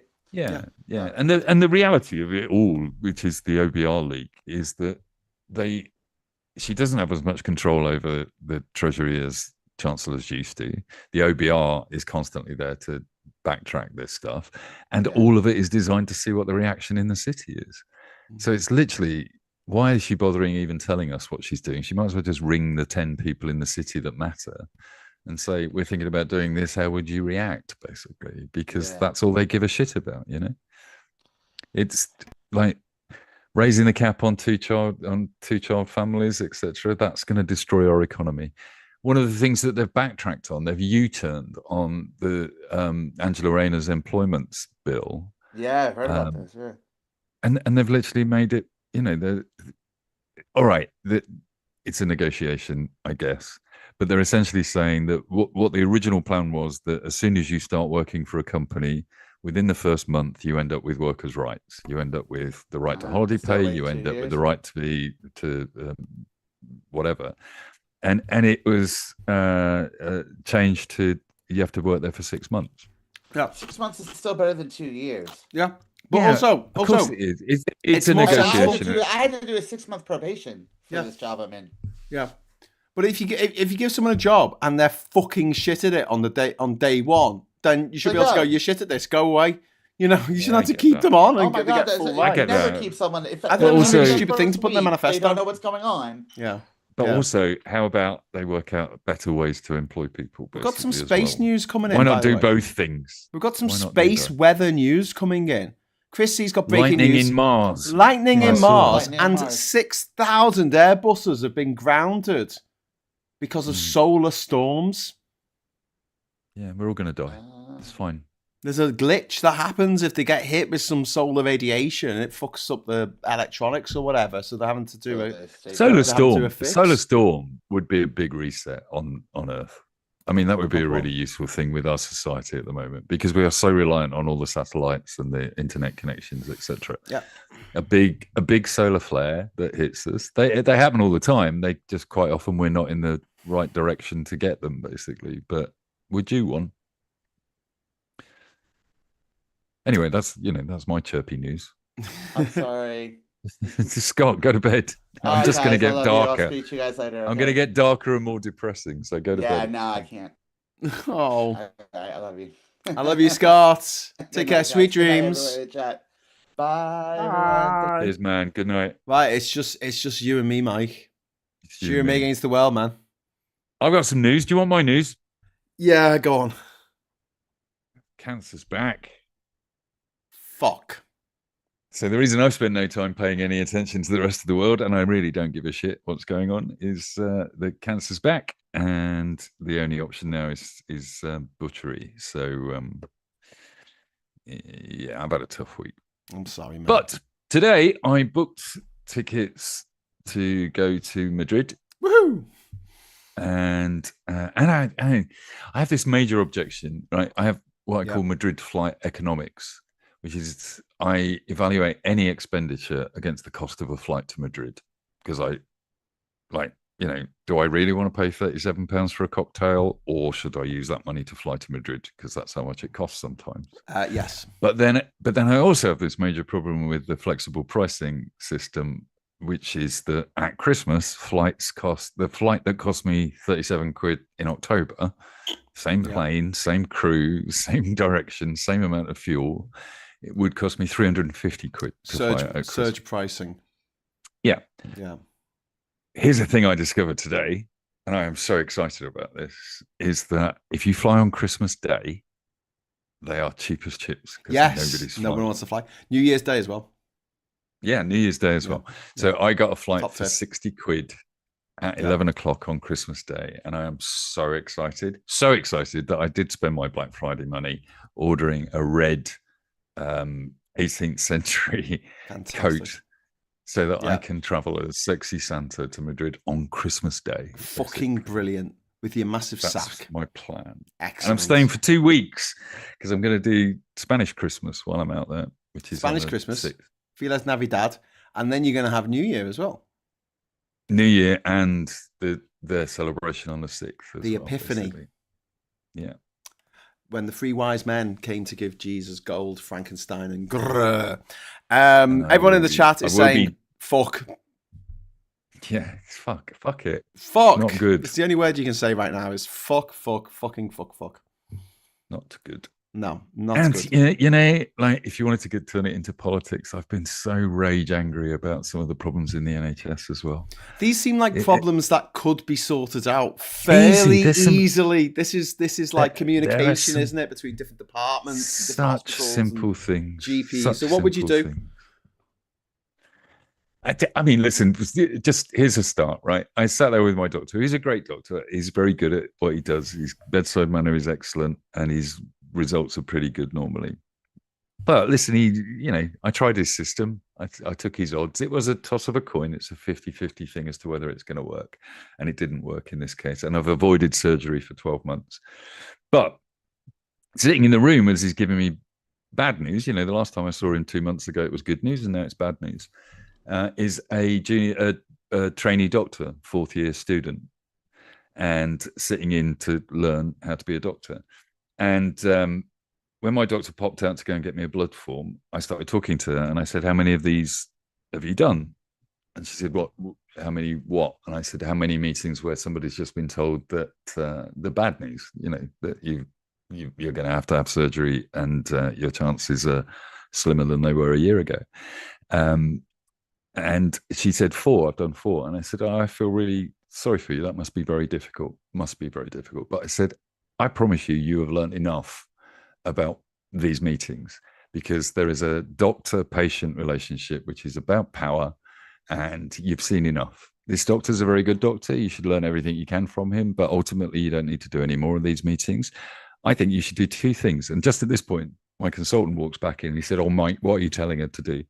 And I said, well, I think you should tell this to all doctors. She should go and have a colonoscopy as a patient, just to see if she's got cancer, but also just to go through the humiliation of that, the fear of that, the terror that it causes, and understand how you could make that better. Because you could make it better with communication and information. You could send me the fucking scans, and don't make me wait 3 fucking weeks to find this out, because that drove me nuts. Yeah.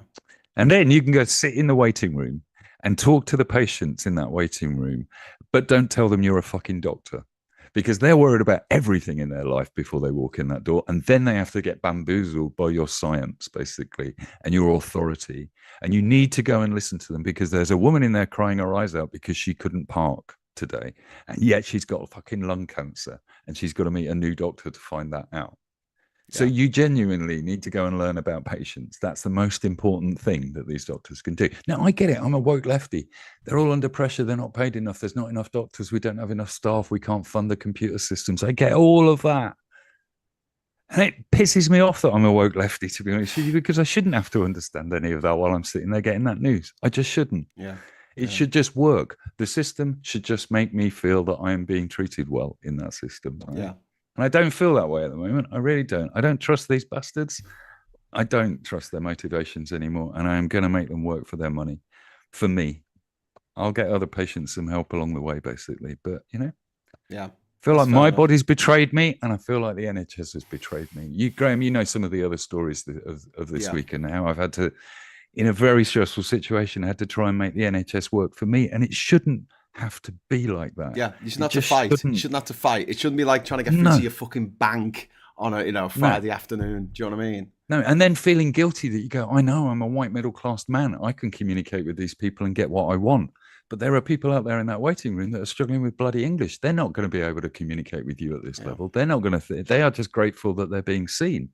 Yeah. And you might be being seen by a butcher that's going to chop you up and give you bloody diseases that you didn't have before you went into his surgery. Yeah. And I'm sorry, you can tell I'm cross about it, and I'm very upset. And I try to keep a lid on it. And the distraction of talking with you guys has always helped me. It's helped me through the last 12 months, and it will continue to help me as I go on with the next set of decisions, basically. But listen, I decided I'm going to go to Madrid. I decided I'm going to go and spend 2 weeks with my grandson, which is all I really want in the world. I'm going to build a Lego rocket with him. That's what I want to do. I get a fucking letter this morning. I have a fucking meeting with a fucking oncologist on the 24th of December at 5 o'clock. What the fuck? That's why I'm flying out on Christmas Day. That's why I'm flying out on Christmas Day. Because I know, my son said to me, get them to move it. Get them to move the appointment. I said, I know how this works, Cam. I've done this for a year. If I ask them to move the appointment, it will be January. My cancer will have grown another 2 centimeters by then. Yeah. It's that appointment. I'm lucky to get that appointment. I recognize that my doctor has pulled out all the stops to give me his last appointment before he goes on holiday. I totally get all of that. But why can't I do the appointment tomorrow? Yes, exactly. If I was going private, if you had the money, I could have an appointment with him tomorrow if I wanted it. Yeah, you'd have the appointment tomorrow and the treatment on the NHS. Yeah, because that bloody waiting room was half full of people like that. But the rich can skip the queue, and they moan about people coming across in small boats, risking their lives because apparently they're the queue jumpers when there is no queue because there's no other way of getting asylum here. I'm not ready to publicly speak about the thing that I rang doctors about 2 weeks ago, right? I'm just not really ready for that. But I had to try and manipulate the NHS to help me on a problem that took a lot of courage for me to bring up. Yeah. And the solution was so fucking easy because I spoke to my consultant about it and I told him that I'd had to speak to 3 nurses, a GP, a triage nurse in the GP because there's not enough GPs to ring you and find out what's wrong with you. So a triage nurse. And then I got an appointment, a 1-hour appointment. This triage nurse was fantastic. 2 weeks it took me to get to this stage. And this triage nurse says, Mike, stop. When was the last time you sat down with a doctor and talked about all of the things that have gone on in the last 12 months? And I said, I can't remember the last time I sat down and talked to a doctor. I've talked to consultants and all they care about is your colon or your fucking blood. They don't care about each other's problems. And they don't care about you as a person most of the time either. They try, but it's hard for them. It's just difficult. I was so grateful to be offered a 1-hour appointment with a GP I've never met in my life in the hope that that one is going to holistically help me in some way, basically. I know it bloody won't. I'm going to be disappointed by that. But then I rang my mum because I had the bad news to give to my mother. She's 86. And I'm sitting there talking to her about her problems with going to the GP as well, which has all changed since she first moved into the village that she lives in. And I said to her, Mum, I've got this memory of when I had chicken pox. The doctor, and I remember his name, Dr. Redman. Dr. Redman used to turn up like a bloody 1950s sitcom with a brown leather case every night to check on me, just to see if I was all right. And this is in the 1970s. So we have got ourselves into a situation where the Chancellor announces a few spending shifts and changes and a few little tax rises for people that have got £1 million houses or £2 million houses. You got Wes Streeting wandering around saying, I want to be the Prime Minister, and he's not fixing the fucking NHS. And nobody is saying, go back to the tax regime that we had in the 50s, 60s, and 70s when we built the NHS and when your doctor could knock on your fucking door. It is not immigrants in boats that are causing this freaking problem. They're all sticking things up my ass to try and help me. The fucking problem here is the rich bastards are not paying enough tax for us to have a sustainable NHS anymore. None of us are paying enough tax to do it anymore. And we just should if we want it. We can't treat it like a national treasure if we're not fucking polishing it every day. Yep. We have to look after this place. We have to get more doctors. I have doctors and nurses telling me they're leaving. They're going to Australia. They're going to America. They cannot afford to fucking do this job anymore. Yep. It's ludicrous that we live in a system that treats this place like it's perfect and wonderful and they're all angels. And these people are under so much stress that they need psychiatrists that the NHS can't provide for them. Well, someone in the chat the other day said, "Hello, Rachel." Hi, Rachel. Someone in the chat the other day welcome to the Friday Night Fun Social. We want a first world country, but we want to pay third world taxes. And if you look at where we are, GDP to per capita, we're about halfway down. We're about the OECD average, actually. And the countries below us, the developing nations, it's like the number one is France, and there's places like Denmark and Switzerland and places that have really, really good care for people. Spain has far better results on my cancer than we're getting in the UK, I'm telling you. And can I move to Spain and use my NHS card to get that treatment? Because no, Nigel Farage took that away from you. Nigel fucked all that up for all of us. Honestly, people say he should be locked up. I would do much worse to him. I really would. That man is a fucking monster for what he's done to us. Somebody, and they're in the chat, said to me that people like you, Mike, shouldn't be getting this cancer. It should be people like Farage. And I replied to her and said, I wouldn't wish it on anyone, including him. Wow. But fuck me, what has he done to this country? What has he fucking done? This country he says he's proud of. This country says that we should be proud of all of our institutions, all of the things we do, all of the quality people that we produce. He says all of that shit, and he doesn't mean a word of it. He's trying to destroy it for his own personal gain. He's trying to ruin everybody's chances of having happy retirements on the Spanish coast in Portugal, seeing their fucking grandson. He's trying to destroy it all. And why doesn't he care? Because he's raking in enough money to be able to pay for all of this himself wherever he bloody wants in the world. And he's creating a story that says we should blame other working people, other people trying to get themselves a living and improve the lives of their family, which is trying to tell us that it's their fault. It is not their bloody fault. It's his fault. It's the rich rich bastards' fault, and it's the suck-up politicians who sit there, Labour politicians, who sit there and get harangued by him and get 10% of Twitter, who are all Russian bots, repeating his racist shit, and they go, I'm scared of them. I'm scared of them. Let's not do this. Fuck them all. Yeah. It is seriously time that we got bloody angry about what this country is going through at the moment. And this is not just because it's personal. It's really not. I don't give a shit. I'll be honest with you. I'm talking about times now. I'm talking about the number of years with my doctors. I'm talking about the quality of my life during that period. And I'm going to make the NHS work for me. Of course I bloody am. But what pisses me off more than anything else is there is a number of people that will just suck this up and think this is the best you get. And that's not true. It's just not true. There are fucking 5 private hospitals in this city and 1 public hospital. We should shut down all the private ones, all of them. We should not have private healthcare. And if you opt to have private healthcare, you should be paying 70% income tax on your higher earnings, because you should be paying for the NHS for everybody else.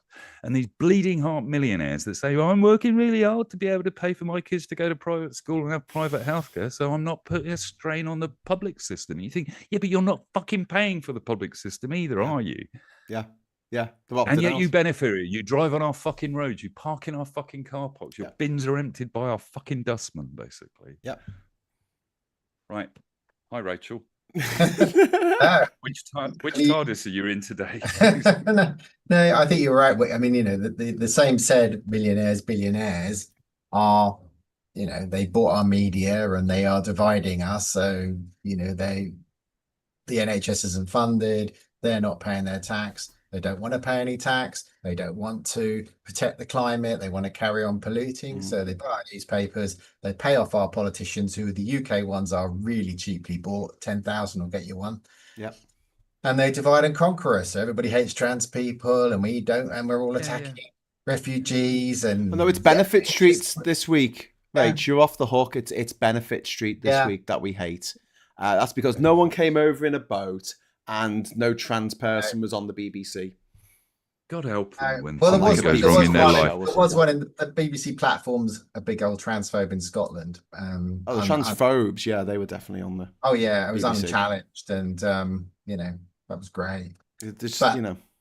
Yeah, but the NHS. I mean, it goes back to my mum died on a trolley in the NHS. She was an NHS nurse. She was 89.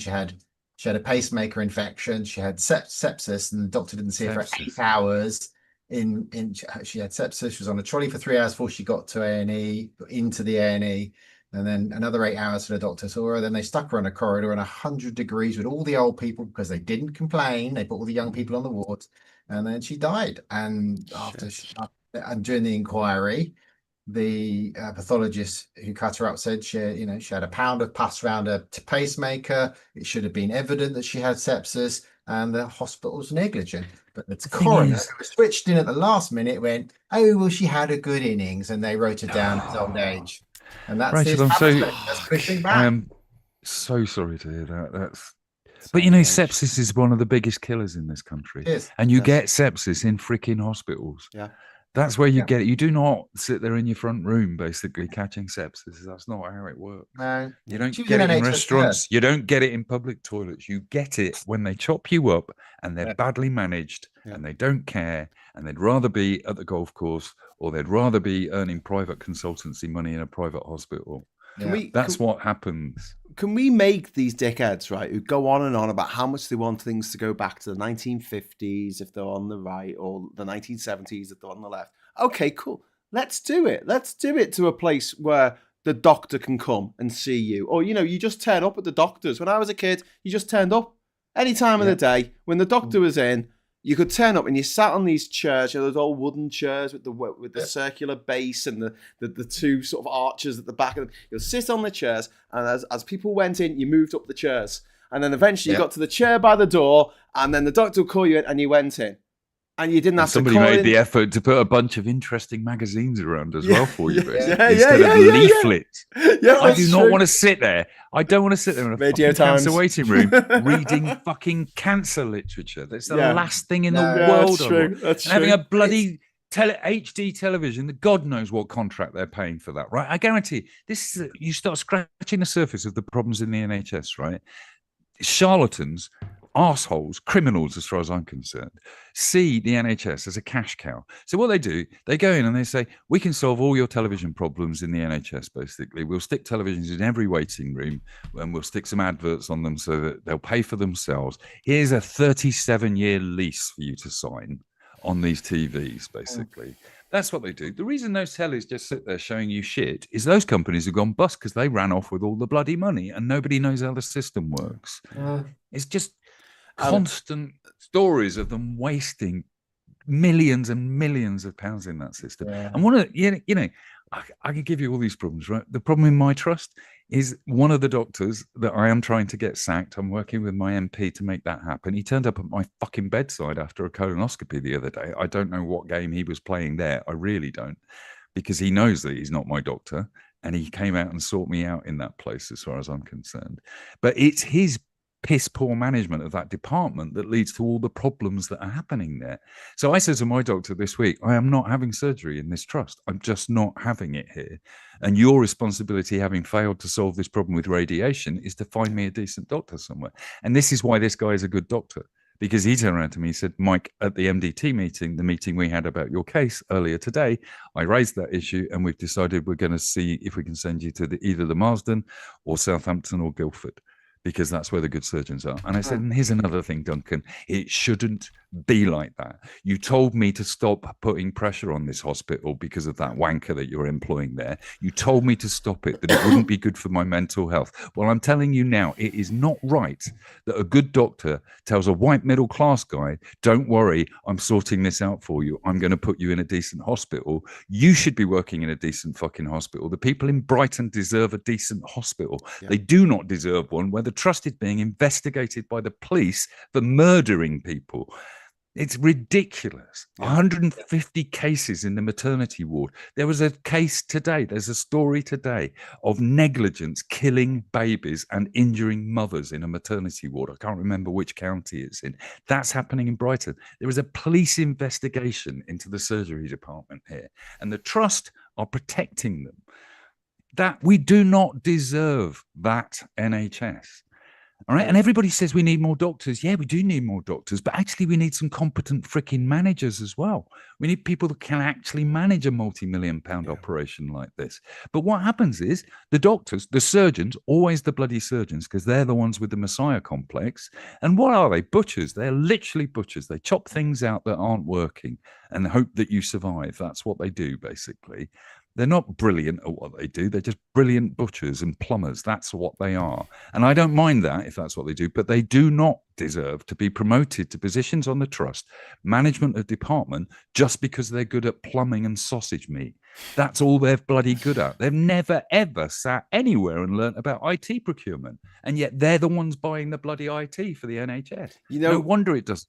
I know this is slightly less serious than what you're talking about. We have the same problems with our universities, because you have university boards that are made up of professors.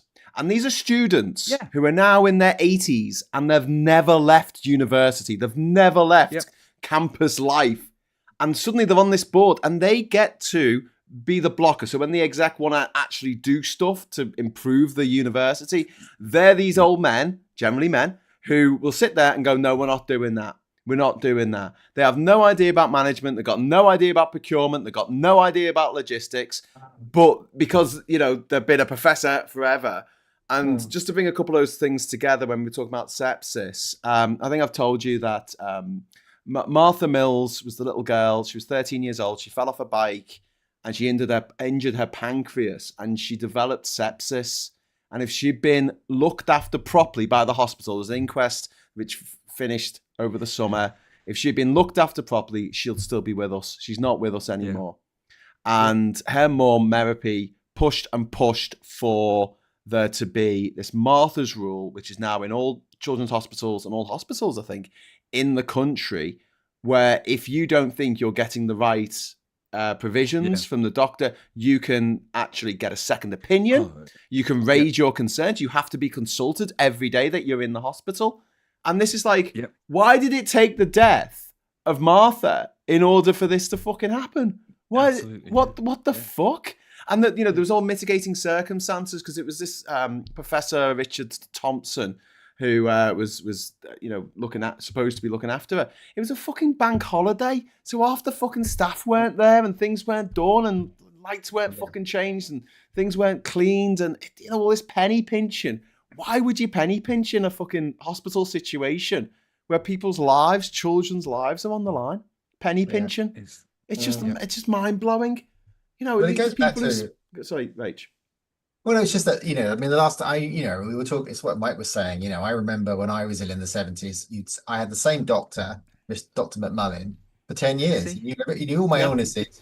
And, he was I was food poisoning. He came out to the house and saw me, and all the other things that had happened in my life. And then it was suddenly, I was seeing other GPs, but still getting appointments. Then I was going via a nurse and then to a phone call. And then now I now see a triage nurse who might let me have a phone call with the GP. I haven't seen a GP in face-to-face in about 4 years. I still have loads of medical problems, and I still talk to people. And almost every time with me, Rachel, it's a locum. It's always a locum. Yeah, so they don't know you. Emma, my wife, has got a rash on her neck. It's been really bad. It's caused by the glue in her HRT patches. But she phones up a random person who doesn't know her and goes, "Oh, you've got eczema. I'll send you a cream." And Emma goes, "No, it's not eczema. I started on these patches and I got the rash. But when I don't use them, I don't." "Oh no, you had eczema when you were 6. I'm looking at your record." Doesn't know her. Doesn't know her history. And it's that kind of thing. But the fact is, it's 14. It was just sort of working before the Tories came in. 14 years of them asset stripping that. And the university sector, and every other police, and the Labour Party spent 10 years under Blair trying to bring it back up to see. And it nearly did. Satisfaction was so good near the end of the last Labour. And I have to say, there are some improvements going on in the NHS. Right, they are getting software sorted. They are getting. I am getting surprised. I am getting surprised at how quickly via the NHS app I can get support. But even then, the interdepartmental communications about I'm the one that has to take a piece of paper around with my results on from one department to another department to tell them what's going on. And yet I know a mate of mine today, I was talking to him, right? He works in the police, in communications in police, but in sort of IT aligned. And he was saying that he met this amazing person from Humberside, who has developed an AI bot that can listen in as a helper on 999 calls. All right. And it just assists the person handling the call by linking up a bunch of databases, basically, across the NHS to be able to pull in information constantly while you're making this call. The AI is off doing your research for you. It's a sensible use of AI. They're a little private company in Hull that have created this thing. And then they're sitting there going, okay, we got our initial funding of £50,000 of grant to actually develop this thing. Now what do we do? Yeah. It works. It's brilliant. It's effective. Where's the money to help us make this? Yeah. If only and we were talking about the fact. Well, it doesn't even have to be that. We don't even need a Silicon Valley, right? You literally strip out all of the support services that the government keeps building in London, and all of these grant application bodies. And you have regional blokes with a briefcase full of money who go around looking for these businesses and hand it out. And everyone would say to me, "Yeah, but what about the corruption? There'd be corruption." And you go, "Be easy to spot, though. One guy with the money. And if we find out there's corruption, it's him that did it, basically, right? Yeah. What about the fact you might give money to people that don't need it?" You go, "Yeah. What about the fact that you paid £500,000 for an electronic whiteboard in the office that you've got in Whitehall that's supposed to be servicing the people of Manchester with social services? Yeah. Why do you need that? Why do you need 50 marketing staff to do advertising campaigns just for Humberside? Why do you need that? Yeah. You don't need any of those freaking things. You need a man with some money who can go and find the right people in the community to support and fund and get these things fixed, basically, because the communities can fix them. They've got all the ideas. They just don't have access to the money." And I have to say, I'm old enough to remember Margaret Thatcher actually did this. She did this back in the 70s. Enterprise she allowance scheme. The reason that but also the reason that we had a burgeoning and then dead computer industry is that Margaret Thatcher made it really simple for the government to invest in tech companies. There were Sinclair, Acorn, all of them got money, basically, public funds to help their businesses expand. Yeah. And nowadays you have to apply for a 10 grand innovation grant in the hope that you can keep your intern employed for another 6 months. There's so much wrong with our system, and when you scratch away at the surface of it, you think I would not want to be Rachel Reeves giving out a budget on trying to fix any of these problems, because there's so many of them everywhere. Yeah. But it all boils down to access to money, just right? And we have plenty of it. We actually have plenty of it. I think you're right, Mike, about the whole thing about like people who with money, they want their wedding to be fucking perfect. They want their car to be perfect. They want their fucking these grand design cunts. They want their shipping container on the top of a hill to be perfect. But when it goes to hospital, it's like we want everything done on the cheap. We want everything done for the least amount of money. Absolutely everything. You see these rich people that go, oh, no expense spared. And they'll buy a fucking bottle of wine for £50,000. And you're like, what the fuck is wrong with these people? They'll buy some fucking artwork or a cunting fucking egg for like £5 million. And like, hey, I've got this egg. And you're like, seriously? Yeah. That's what you choose to spend your money on? Like, why is but talking to people spending their money? We admire these people, and we make shows about these people. I know. We need to reset. We need to take a step back and just reset the way we look at the fucking world. Anyway, sorry, Darian, for keeping you waiting for so long. I didn't really want to interrupt Mike with this because obviously Mike was talking. But we've had a £60 mega chat. Thank you so much. Which is going to go to Mike because I've got his bank details, so he can't stop me. Buy your grandson a special present. So there you go, Mike. That's from Darian. So I will sort that out. Don't worry, Darian. I will sort that out for you. Anyway, so. Hey, Darian, you're contributing to me buying a Saturn rocket, Lego Saturn rocket. That's what I'm taking with me because last time I went a few weeks ago, I got him into rockets. We started building them with Duplo. Is that the one that's like this tall? Is that the really massive one? Oh, fuck. Yeah. That is very cool. Do you get the Elon ones that you sort of build it and then you blow it up on the ground? Those ones it's a box of matches. Basically, you just go melts. There you go, Lucas. Set fire to that. That's a Starship. Yeah, basically. Do a Starlink one. Interestingly, Lego are discerning. They don't make any Elon Musk rockets in their kits. Lego's too woke for Elon Musk. He wouldn't like it. They're building too Lego, and they don't like it. Wow, it's a 1,969 piece Lego set. Yeah. That is so cool. It's amazing.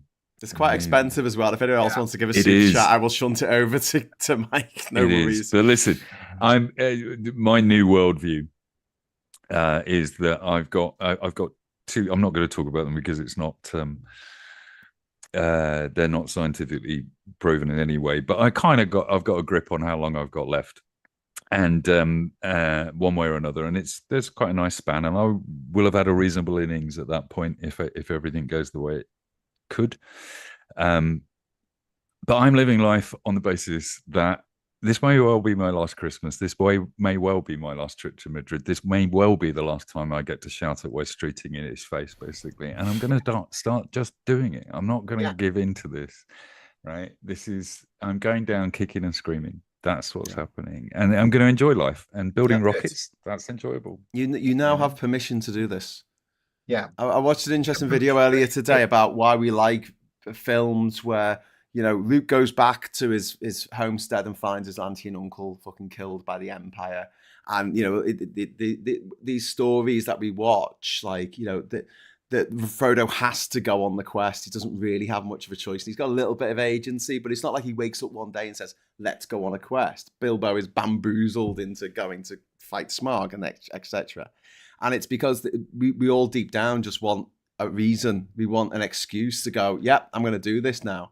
I often think I'm not doing what society wants anymore. Yeah. Basically. I've tried doing that. When I set up to do my trip to every country, I went to Lonely Planet and said, I'm doing this anyway, because I thought that'd be a better way of approaching it. But to be honest with you, if they hadn't said they were interested and they would come on board, I wouldn't have done it. Even though I No, that didn't was need your- them. Even though in the end was- they didn't fucking pay me. They just took a TV But, show off. but it was your And they permission. nick your It tapes. was your permission to do it. It was You're my right. permission to do it. Absolutely. That's what I needed. I Yeah. needed Lonely Planet, National Geographic, and the BBC to go, yep, go and do that crazy thing, you crazy shitbag. And I went, okay, I will. Kirsty Hamilton, thank you very much for the £5 super chat. A minor contribution to Mike's space exploration. Thank you very much. Guys, I really appreciate this. Stop doing this. Keep your money. Honestly, stop doing this. And that's my rule, right? I love you, Kirsty. Thank you. I love you, Darren. Thank you. I will put it to good use. But honestly, that's not what I'm doing here, basically. I'm not a fucking grifter. That's not happening. No, but none of us are grifters. But, you know, No, that I heroin really doesn't buy appreciate those itself, gifts. so It's expensive. I really appreciate those gifts that shill will for make it Superchats. easier to do, basically. But listen, that's fine because you provide a valuable information and entertainment for people. Absolutely, thank you. basically, that's fine. I've still got some books available. You If talking somebody about wants to Graham? go and buy a book, That's what you said somebody about wants to me. go and buy a book. That's a good thing because you'll end up with some entertainment as a result of your contribution, basically. So that's good. But yeah, no, it's not about that. It's totally about having permission. You're absolutely right, right? That at the moment, this is just my thinking at the moment. It may change by next week. I've been all over the bloody place this week, basically, in my head. But right now, at the moment, what's the worst that can happen to me? It's already happened, right? It's not going to get any worse. Nobody can do anything worse. So if I want to call King Charles a fucking paedophile with a colostomy bag, I just do it. I don't care. What's the worst that can happen? I don't care. Paula Thomas has just dropped £20 super chat in for a Haynes Saturn V manual. Yes, that really exists. It does. Wow. My dad is credited in the Haynes carburetor manual. Really? Yeah, for his assistance. Oh, And his insistence on spelling carburetor ER at the end rather than OR, which he was very adamant about. And they checked, and the carburetors back in the 1930s and 40s were spelt with an ER. It's an American spelling to spell them at the OR, apparently. Wow. When I was young, you could take cars apart with Haynes manuals. You could, but you can't now. It's all covered in Haynes manuals. in the Just 90s. pictures now. End of the 90s, I worked for a web agency, and Haynes approached us and said, we'd like to create an internet version of what we do. And we did the research. We went and brought a load of Haynes manuals, and everybody talked about them. And they are the most beautiful Oh, they are. The early books. ones. You know, it's a The later ones, wonderful. that's good. Yeah, no, the old ones are a wonderful piece of They are. design, and the diagrams are beautiful and everything else. And I actually went back to them because we were so arrogant at the time. We were making good money out of what we were doing. And I just went back to them and I said, here's my pitch. Don't do this. Just don't do it. Basically, sell your books online. We build you a shop, but do not put them online, basically, because they'll just not be, there won't be Haynes manuals. They'll just be bloody websites. I've got a row. We went down the rabbit when we did down the rabbit hole a couple of weeks ago. We did all the old cars and bangers we've owned, and I've got a Haynes manual for every banger I've owned since 1986. And they're all covered in oil. They're all taking a camshaft in a Mark 1 Escort. And the worst thing was I had an old Golf, and there was the supplement at the back was almost as big as the manual was because there were so many variances of Golf. But I loved it. There'd always be the line that was missing. Now put the nut on and then get the torque wrench, and then your job is finished. You go, what do I do with the torque? What's the next step? There'd be something missing. You always find the mistake in the middle of an important job. But I loved Haynes manuals. Yeah, but that's a bit like we were talking the other week about the enshittification of everything, right? And cars have gone that way now, haven't they? Really? They're at a point that you can't fix a car without a computer key. The garages have to pay licenses for those computer the warranty keys. on cars, you can't open it. You're not allowed to lift the bonnet.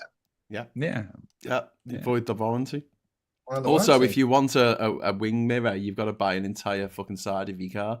Yeah, which is fucking insane. True. It's like the wind mirror's cracked, just the mirror bit, and you've got to buy the whole housing and the electronics and the motor. And the motor. It's like 500 quid for a cracked fucking mirror to be fixed. Infuriating. Back in my day, you just turn the key and you look at the exhaust, and the exhaust was white. There was water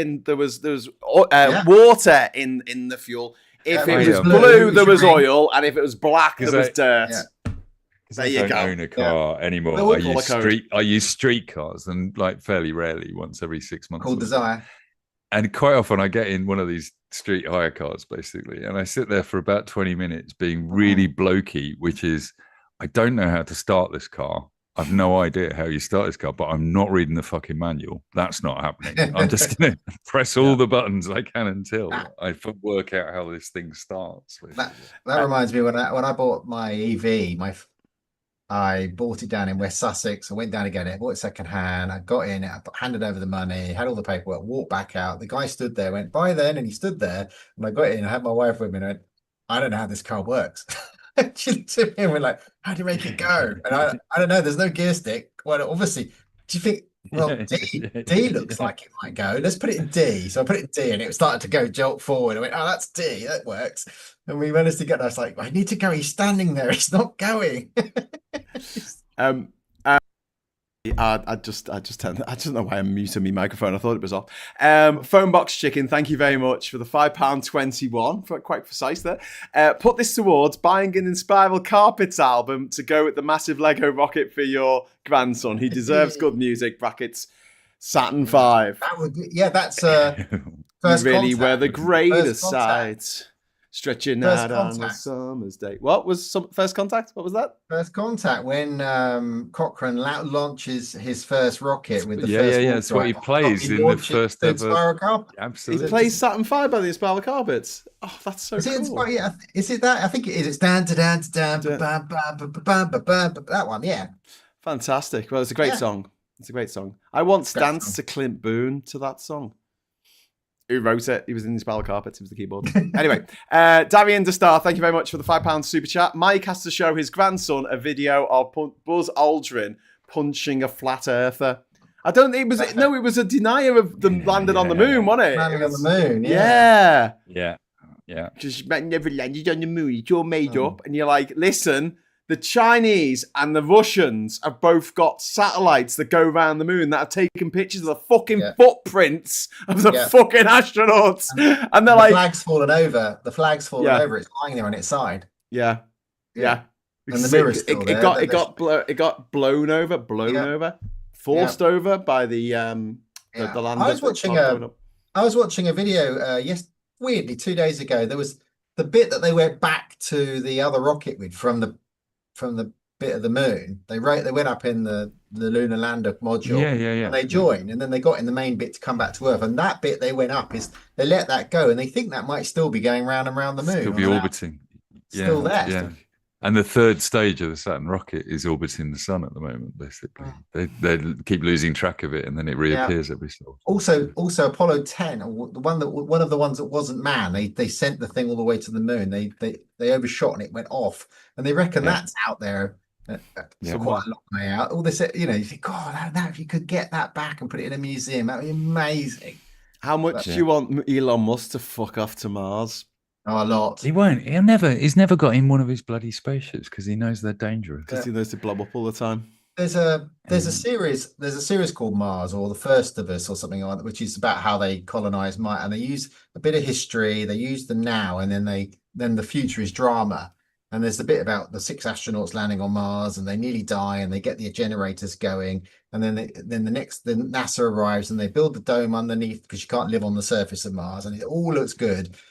And NASA's got all the engineers, and they're just sort of colonizing underneath. And then the Elon Musk guy turns up, and the NASA guys are constantly having to rescue them because they're always the stuff is always lit, and it's the way it's going to happen. The most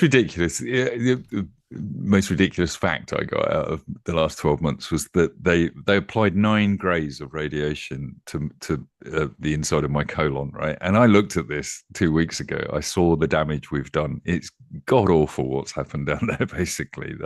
Blisters and ulcers and all sorts of things. And you look at that and you think you get 9 grays of radiation per centimeter of skin on the surface of Mars every minute of every day. Right? Anybody that lands there, even with a spacesuit on, because that doesn't protect you basically from that level of radiation, they are just going to cook. The only I've got a script idea for if we have to do it, let's send a bunch of people like me. I've been exposed to all this radiation before. Basically, I'll happily Might go become a do it. superhero. Fine. Exactly. I get to name a mountain after myself or something. It'd be perfect. That'd be epic. Yeah.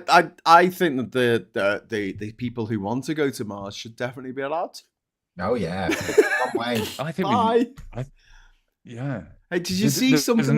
There's a narrative to create to say all these millionaires are wanting to do this. You, Nigel, you should be the leader. Yeah, Get your ass back to Mars.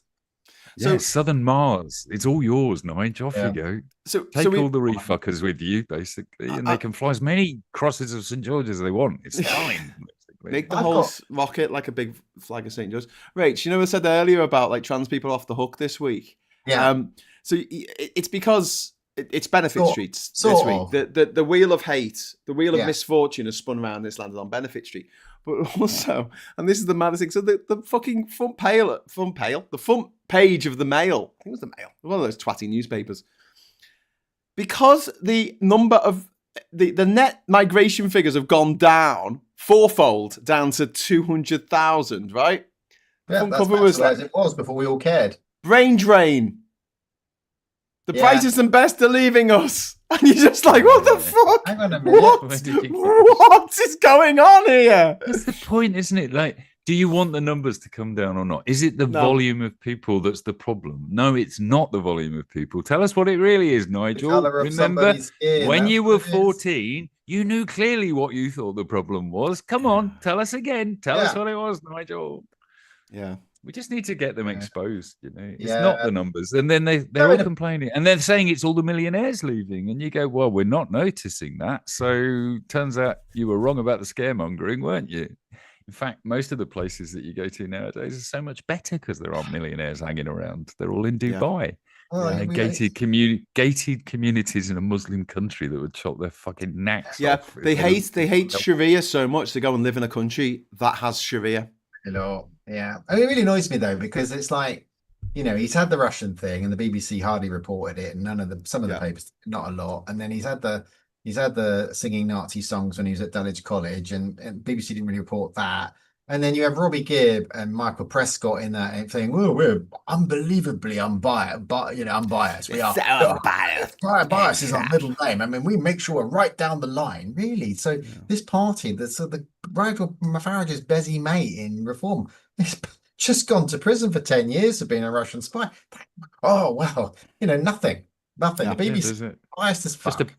Just a bad Apple story, apparently. Basically. Yeah. No, but actually, I know I'm talking out of turn here as a cisgender man, but the BBC is actually just like follow the trans agenda, as far as I'm concerned. Yeah, apparently because there's so many trans news readers, there's so many trans presenters, there's so many trans contestants on all the quiz shows. You can't watch a quiz show without there being a trans person on. Yeah, it's full of trans. There's about 2 on the board, I think. And children's BBC, everyone's trans in children's BBC. We are. You've never had it so good, Rachel. That's the problem. It's the trans agenda is a powerful thing. We've got all this right wing money coming into the trans agenda now. It's amazing. Yeah. And that money just comes in from all the billionaires around, all the trans billionaires who pay for all this. Amazing. They pay for the transings of children in America. Apparently, they go in. They can't afford books for elementary school children, but they can afford gender affirming care. It's amazing. It's a secret, you see. They pretend they don't like us, the right wing and all the right wing MAGA. They don't like us, but they give us millions so they can watch us fucking on television. That's what they do. Yeah, yeah. Like Charlie Kirk, $30,000 on trans porn on OnlyFans. On one provider of trans porn. There might be others that he was giving money to who haven't gone public. Well, they keep crashing Grindr, don't they? At their companies. Yes.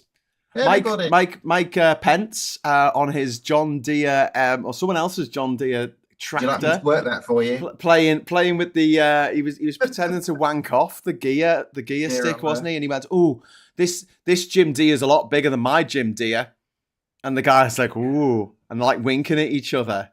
And then was Josh Hawley, is it? Who like put up that picture of him and his mate, and it's just like the gayest thing ever. The baby. Yeah. What's that messing about?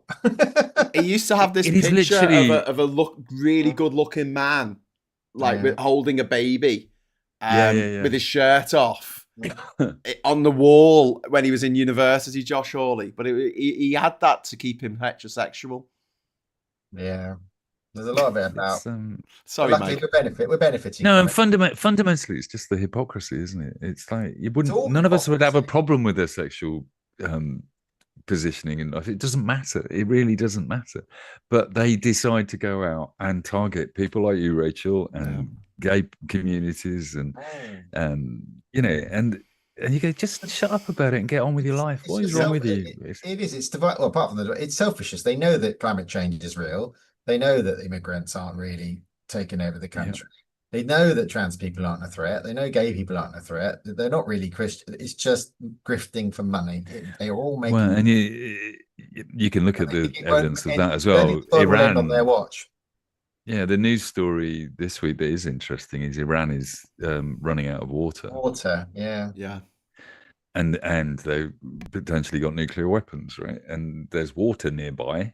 So that's where the next wars are going to be fought. It's also where all the next migrants are going to come from because of the drying of that area and the wars that will start over water, not oil. And they know this. Got water here.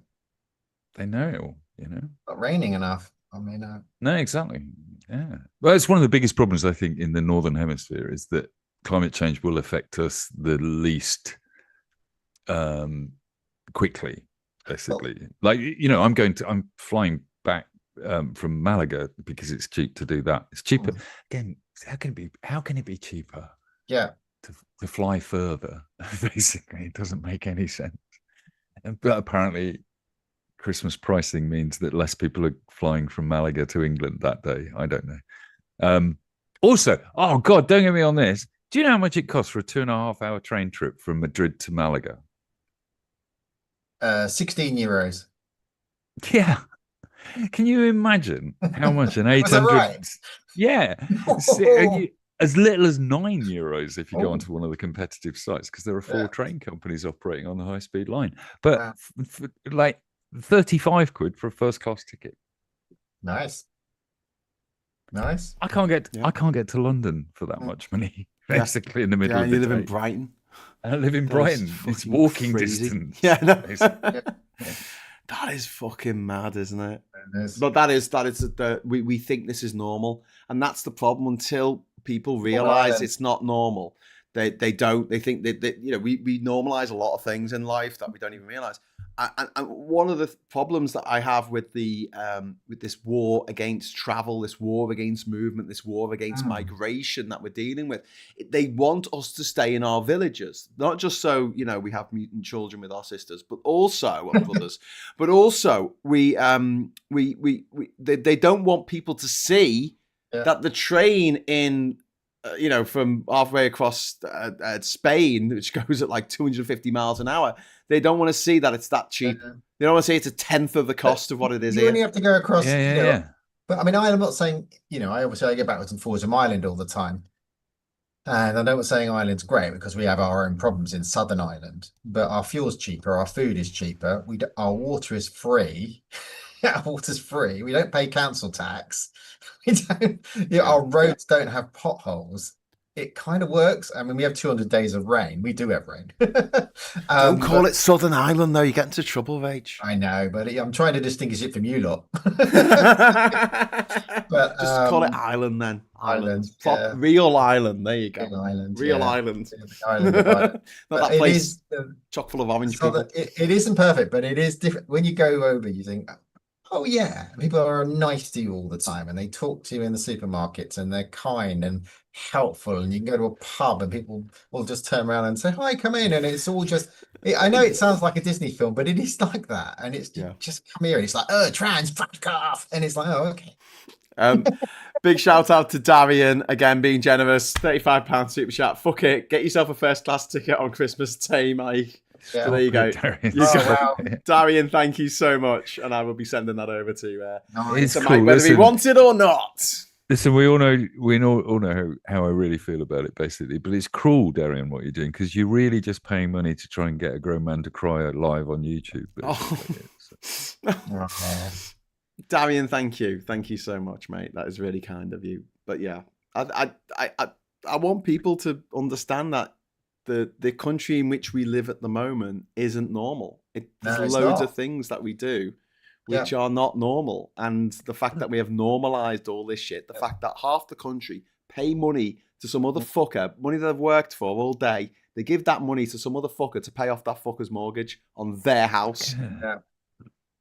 What? Look at this group. On their Look second at house, this group. third house. I just put a message into this group thanking everybody for being here, right? Because it's genuinely, Graham, I owe you a huge debt for this as well, because you brought me into this community and it's kept me going for the last 12 months through this. And I know it's going to help me through the next 12, right?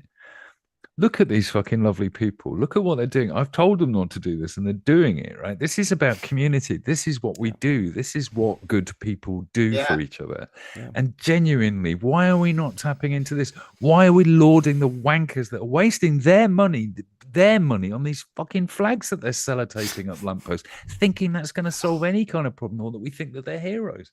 Why are we not lauding people like Darian? Why are they not our heroes? Why am I not climbing up lampposts, putting pictures of them up the post to say these are our heroes? Look at what we can do together. You know, there's so much that when we work together, humans are brilliant. I go back to the space rocket, right? It was all about a Cold War and everything else, but Kennedy gave them permission. Tens of thousands of geniuses. He gave them permission to dream about doing something fucking amazing that we've not been able to do for 50, 60 years since. But with all of Elon Musk's enormous money, much more money than NASA had to go to the moon, he still can't do it. Right? Because he can't inspire the right people to do it.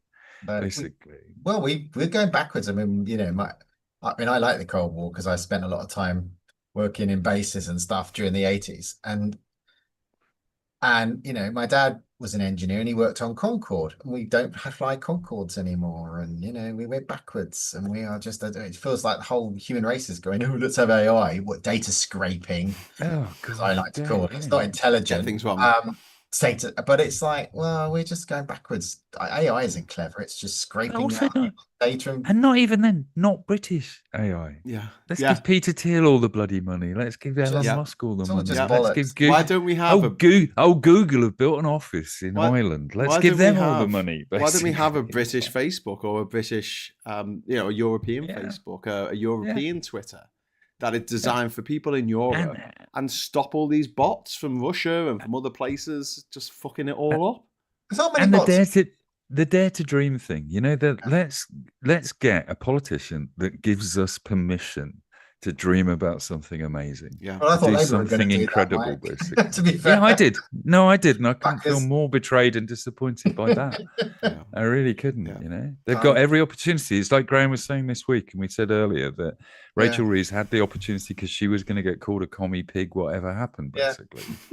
So she may as well have just done it. I just love this image of her opening the red case and Lennon pops out. I just love that image in my head. We are going to join the European Union. We are going to regulate the media. We are bringing Liz Allen representation. We are going to do all these things and a lot more. Sorry, Liz Allen 9535. Liz, thank you for the £5. Yes, piss off cancer. Graham, that's not coming to me. That's going to do some good for cancer somewhere. Okay. Let's work it out. Yeah. Not Macmillan, by the way, because don't get me started. but let's find a charity that's actually helping kids get through this or something and send them a £5. Let's do that. Yeah. We need structures. Like cancer research shouldn't be a fucking charity. Alzheimer's research shouldn't be a fucking charity. No, this should be stuff coming from our taxes, and people should be paying their fair fucking share. People complaining, they're ringing up the radio to complain about you having a £2.5 million house and having to pay £2,500. That's 1,000th of 2.5 million. 1,000th a year of the value of your house. And they're like, that's too fucking much. Fuck up. Yeah, these guys phone up James O'Brien with banged a nail in my head. And I think it's disgusting to charge people this mansion tax. Do you have a mansion? No. But my landlord, he's got a fucking lovely house. But it's that thing about everyone being a temporarily embarrassed millionaire, and when they make it big, they don't want the government taking 40%. It's the problem with socialism in general, isn't it? HT and all that rubbish. We do have to convince everybody for a start that they're not going to be millionaires. We have to be able to go, look, statistically, just not going to happen, chaps, basically, not under the current system. But if we could offer you a secure house for life, so you know that is not a problem and you don't have to worry about that every day, then you can start breeding us some fucking scientists that can come up with some brilliant things because you'll feel comfortable about it. And people that will make amazing films. You'll all feel secure. You'll be happier. You'll be listened to, basically. Mike, we'll have enough money to pay people to do what I do in a waiting room and sit there and ask everyone their stories, because that's what they want. They don't want it. They don't give a shit about what chemicals you're about to have pumped through your lungs. They genuinely just want somebody to hear their story. That's what people want. Yeah. The trouble is that, sorry. No, I was going to mention what Mike was talking about earlier about, Elon Musk gets the wrong people, because by being Elon Musk, the only people who are going to work for him are people with no morals. And the people with no morals aren't going to be people who are driven to want to do something amazing for the sake of scientific endeavor. They're only going to do it for the fucking paycheck. And when you've got a million people working for you and they're only doing it for the fucking paycheck, you're not going to get the best results. You need really that simple passion, principles, you need that right? dream. When you have an idiot that goes mountain. out there with millions of dollars of American taxpayers' money, because that's what he spends on doing this. It's not his own bloody money that he's using, right? He goes out there with millions of dollars of American money and he says, our policy is move fast and break things. So then you employ a bunch of engineers and scientists who go, it's fine if it blows up. In fact, Elon kind of loves it when they blow up, basically. He goes on Twitter and sings about it. So you go, I could be a rocket engineer then, because I could definitely build something that will fucking blow up if you fill it with enough liquid oxygen. Not a problem, basically. Build airships. You do not get the people that sit there up. going, hang on a minute, what about these Van Allen belts? We need to work out a way to get the shortest route through the Van Allen belts to make sure that our astronauts are not irradiated as they go through it. You need those people thinking about problems that nobody thought were problems, basically.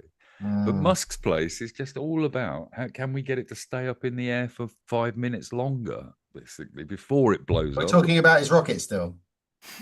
I don't know what he's don't know what's going on with his knob, basically. So. He's a terrible man, though. He is a horrible, petty, shit human being. And he did an interview this week. Did you see his interview where he was talking about like what he wanted for the future? And he wanted everyone to have a phone, and it had no apps on it, and it just showed you things that it knew you wanted to see. It shows you things. And things I'm like, you don't want to see. It sounds fucking nightmarish. And that's what he thought. And he said, it'd be really cool because what you could do is you'd be at a party, right? And you can use Grok AI to roast someone at the party, and they could come up with insults for someone at the party. And he's looking at this going, what the fuck is wrong with this cunt? Like, who does that? Who goes, do you know what? I'm going to go to a party. Instead of having a good time, make sure everyone else is having a good time. Find a way to roast a stranger. I'm going to go to someone and say, you're a twat. Fucking sketchy, weird, fucking. Yeah.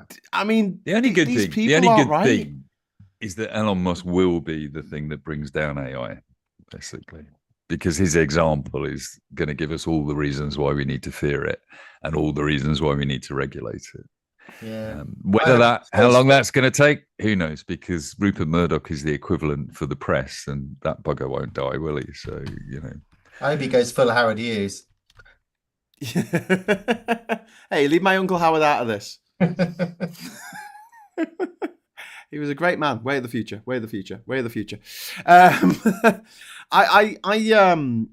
think that there is a lot. Oh, hang on. We've got Ed Coombs has just dropped £5 in the super chat. All three of you and everyone in the chat are such beautiful people. So sorry to hear what you're going through, Mike, and we're all behind you. Oh, thanks, Ed. Well, really lovely. You don't want to be behind me, Ed, is all I'm saying at the moment.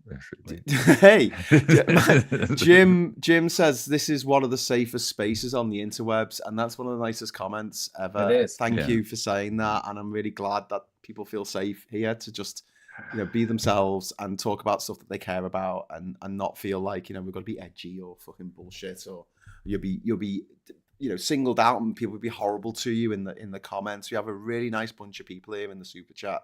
In the socialite comments in the chat there, and it's lovely. It's fucking lovely. We don't and- say it enough how many members of that chat look after each other Yeah. outside of what They we do. do, basically. I love it And when people are it's, having a chat in there, and I'll jump in because I don't bother reading stuff before I start reading it, and it'd be like halfway through someone's conversation about like they've been out this morning, did the shopping or something. Like, oh, yeah. Which is really nice. And if anyone's watching this and you're not a member of the channel, but you would like to become you would like to use the Politics Social Discord server. It's basically like an old-fashioned bulletin board, but with video capability. Just let us know. Let us know, and we'll sort that out for you. You don't have to actually join the channel. You can if you want. It's only £2 a month. Mike's like, that was going to be. No, I nearly put a. I was. I've been a bit preoccupied this week. I did manage to do a Black Friday graphic, basically, but I did put a script together that was essentially explaining what Black Friday was, and then saying, so inevitably I've got to offer a 10% discount. But being honest with you, pay the full price for the book, because that's how much I need to sell it for, basically. Yeah. It's like, I'm giving you 10% off this thing because Black Friday pressure, but at the end of the day, it would be much nicer if you just didn't take the discount code, basically. Didn't the makers of Cards Against Humanity have a Black Friday offer where you paid twice as much for the board game? For the game, if you got it on Black Friday, you paid twice as much. I've never really gone in for the Black Friday thing, but I've always ignored it because it's all consumerism. But as a gamer, I've been on Steam and I've like bought loads of Call of Duties and things that they're normally 60 quid, and I've been getting them for £18. Well, that's the thing. Everybody ends up in the trap of having to do it, basically. So it's not a bad thing, because you do. I brought a couple of things today just because they were half the price that they were yesterday. So it's kind of fun. I bought the box set of Rumpole of the Bailey. There you go. Oh wow! Brilliant! Wow, that is a deep cut. With the mystery film. Oh yeah, I'm probably the only one in the country watching Rumpole of the Bailey. As a a lot of my preparation for my medical meetings this week was to start binge watching House, which I'd never watched before. Oh, that's a lovely series. I like that. And I told my doctor that. I said, you are not going to win here because I've watched 3 series of House. Basically. So I'm going to be able to diagnose this much better than you. Yeah. And he showed me on the scan what he was looking at that he said was cancer. And I said, yeah, but have you considered that it could be pigeon droppings interacting with an AM radio that's on your windowsill? Have you not considered this as a solution? Or it's never lupus. Surely it's that. It's always lupus, or Lyme disease. My favorite joke in House, and I'm sorry, a bit minor spoiler, Mike, if you haven't got up to this point, but House is walking. Hugh Laurie. He goes to the cafeteria in the hospital, and he just like fills up his tray, and then he goes to the cashier and the cashier and says, "I'd like all this for free, please." And she's like, "What? You can't have all that for free." He goes, "Do you know who I am?" And she's like, "No." And he goes, "Great," and walks off with the tray. I fucking love that joke. I just love it. It's just so simple and just brilliant. Yeah. Great. Just fucking walk off with all the food then. But Mike, what you do is you raise the price by 100% 5 days before, and then you drop it by 20%. Yeah. I used to work for a co-op in Peterborough in the marketing department, and we had a furniture store called what were they called? AMC or something, AFC. And they used to put their prices up before the January sales. So for 6 months before that, they would put their prices up to ridiculous prices for a sofa, like £2,500 for a sofa that was 300 quid. And then just so they could drop them in January. And their entire business model was based on the fact that they did 80% of their business in January and February. Yeah. So it didn't matter that their prices were ridiculous in the middle of the summer, basically. Yeah. Trouble is, I won't do that because I have a conscience, and I just did them based on cost plus. Let's see if we can clear some money from this. That would be nice. Yeah, it's that thing, isn't it? But we live in a capitalist society. We do. We just fucking do. And then people go, play by some of their rules. You can't complain about the society you live in unless you live in a cave and you wear fucking rags that you found. You know. But usurping the capitalist system for our own benefit, that's what we should all be doing. For the benefit of all of us. Sorry. I don't mean but that's what capitalists actually do, is usurp the system for their own benefit. What we should be doing is saying, let's use all of your tricks, all of your techniques, and all of your ways of doing things. Yeah. But let's do good with it, basically, instead. I think we've all grown up under capitalism, and I'm not a proponent of capitalism, but it kind of worked sort of when the taxation was fair, and but two things happened. People earn more money than governments and wanted to keep that money, and that's been a problem because they got so rich under the capitalist system towards its end. And and secondly, they've learned, now they did with MAGA, they data scrape people off who didn't know, low information, didn't understand what their best interests were. We all can see this happening, all the socialites can see, and they're doing that here with reform. They're scraping up people who don't have high information, they're not living and breathing politics like we do, and they're going to get them out to vote. And there are probably more of these people who bang nails in their heads than there are of us. I mean, it's kind of 60% of the potential electorate, isn't it? Basically? Yeah. And they're not stupid. It's a bit like it's like The Walking Dead, right? We're the people that have survived, and we're surrounded by these fuckers, and we've got to try and survive. Yeah, it feels like that more and more at the moment, doesn't it? It does. In a way, you genuinely, and obviously I've got a different perspective on life at the moment, but you sit there thinking we are fighting a losing battle here. We don't stand a chance. But if we stop, then there's nobody. Look in the mirror otherwise. There's just nobody doing it. But also, I mean, the people who lived through the 1950s and the 1970s, the golden eras, they weren't looking at it like this is great. The 1950s and 70s had the fucking Cold War over their heads, with threads when the wind blows. People were dying of mumps. Yeah, I mean, I lived through the 70s as a young person, and it was pretty. Not so much the Cold War in the 70s, that really got hot in the 80s, but the 70s was grim. Yeah. Grim. This is what got me into doing political cartoons, right? And having a go at Farage. And the whole Trumpton thing came out of that thought one day, which was, I looked at his birthday, and he's about as old as my older brother. So not far off my age. And I just sat there thinking, which Britain did he live through compared to the Britain I lived through in the 1970s, where he thinks that was better? Who's this? Was shit. Farage. It's but he lived in a bubble. He lived in a bubble of privilege. And then I worked it out, and I thought, I had a hula hoop, and one year we got a Scale Electric, me and my two brothers, and that was the best time ever in the world, basically. But everything else about the country was garbage. 20 people have come forward to say Farage racially abused them in school. And what would have happened is they would have complained, and he would have been taken up to the head teacher, and the head teacher would have poured him a scotch and said, "Keep up the good work, Nigel." Because that's what those cunts are like. Yeah. I believe. Also, I've been told. But these people, they talk about us living in a bubble because we hang out with other people who are also concerned citizens about what's happening in the world. And we have empathy. We live in an empathy bubble. We don't see the news headlines. We don't see the newspapers. We don't know who Elon Musk is or Trump or Farage or any of these gobshites. And it's no, it's them. It's Elon Musk who lives in a bubble. He's only ever hung around with other rich people. And to a great extent, this is on a existential level. This is one of the problems with Labour governments, is that they end up going into a system. Hey, Hannah. They end up dropping themselves into the House of Commons, which is run like a private school. It's run on the same calendars as private schools. Michaelmas with a debating society like a private school. Yeah.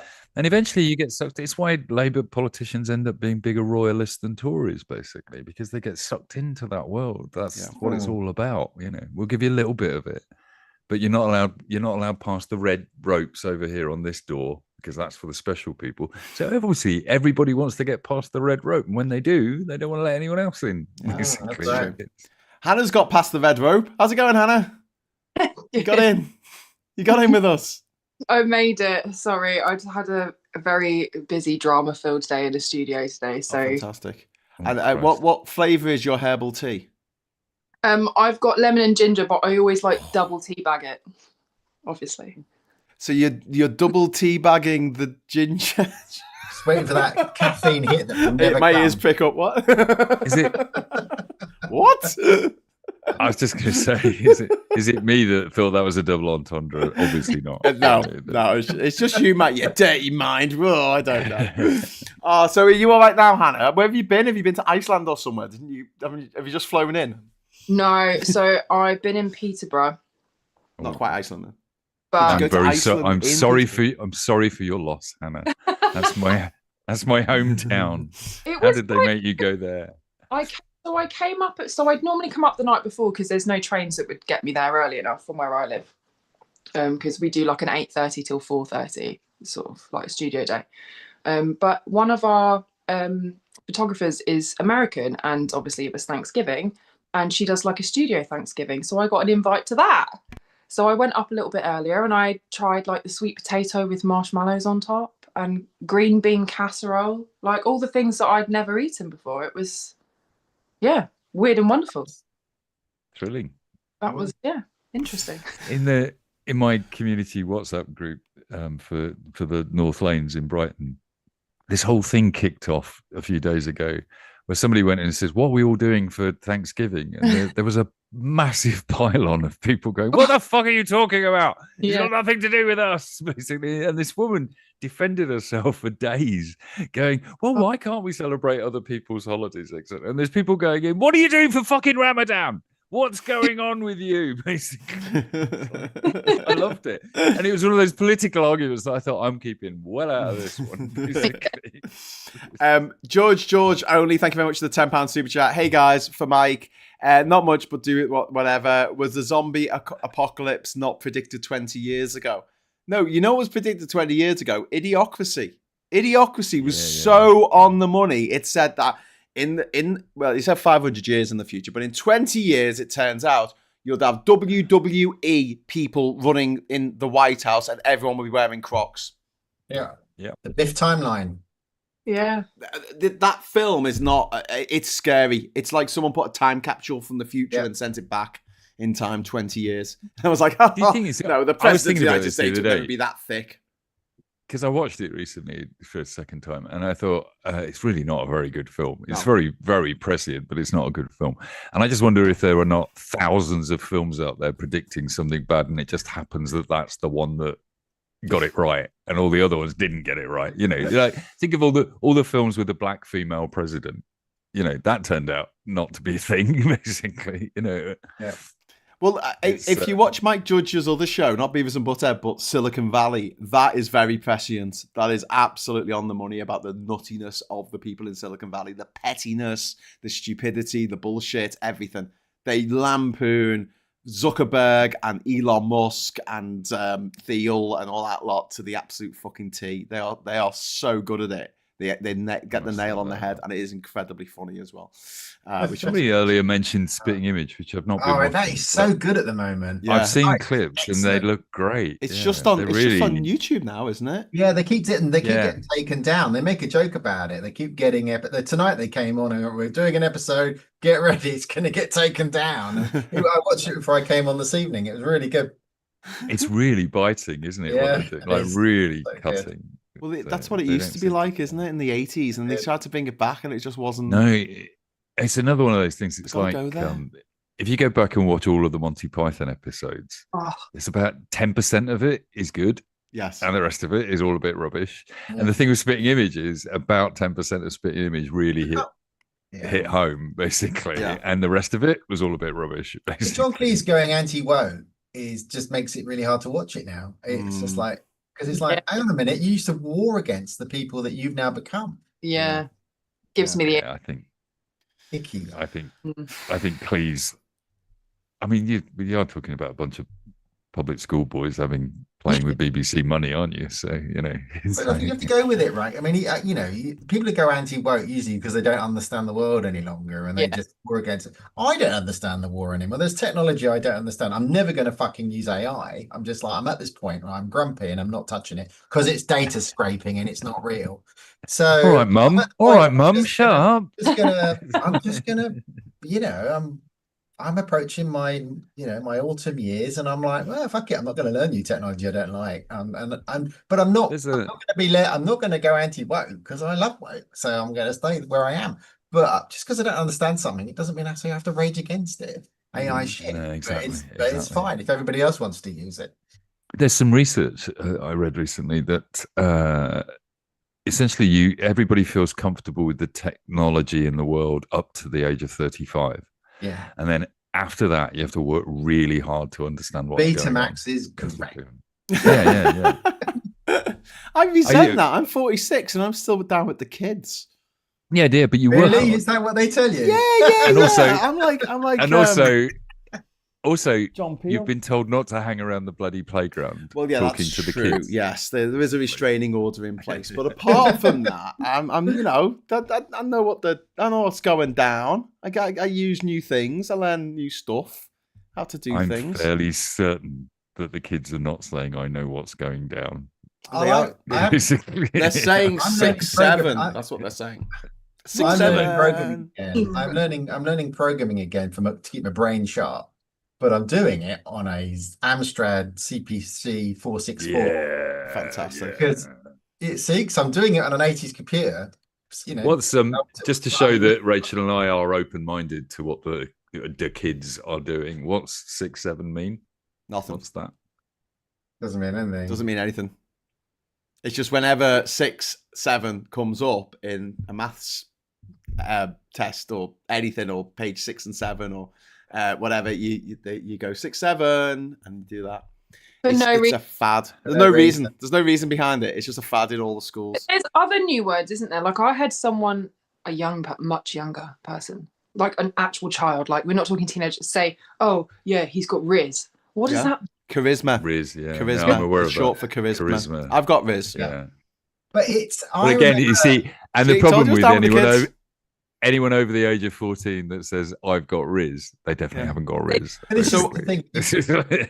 But when you get to a certain age, it's like, it's like, I've never had what's a DVD, or I've never, what do you do on a phone, or I don't know what a VHS is, and you want to just punt, and they don't know what a cassette is, and it's like, and I've been, we're a generation that's been through all the technologies up to present day, and I have vinyl, and I have cassettes, and I have mini discs, and I've got DVDs, I've got a room full of equipment to play all this shit on.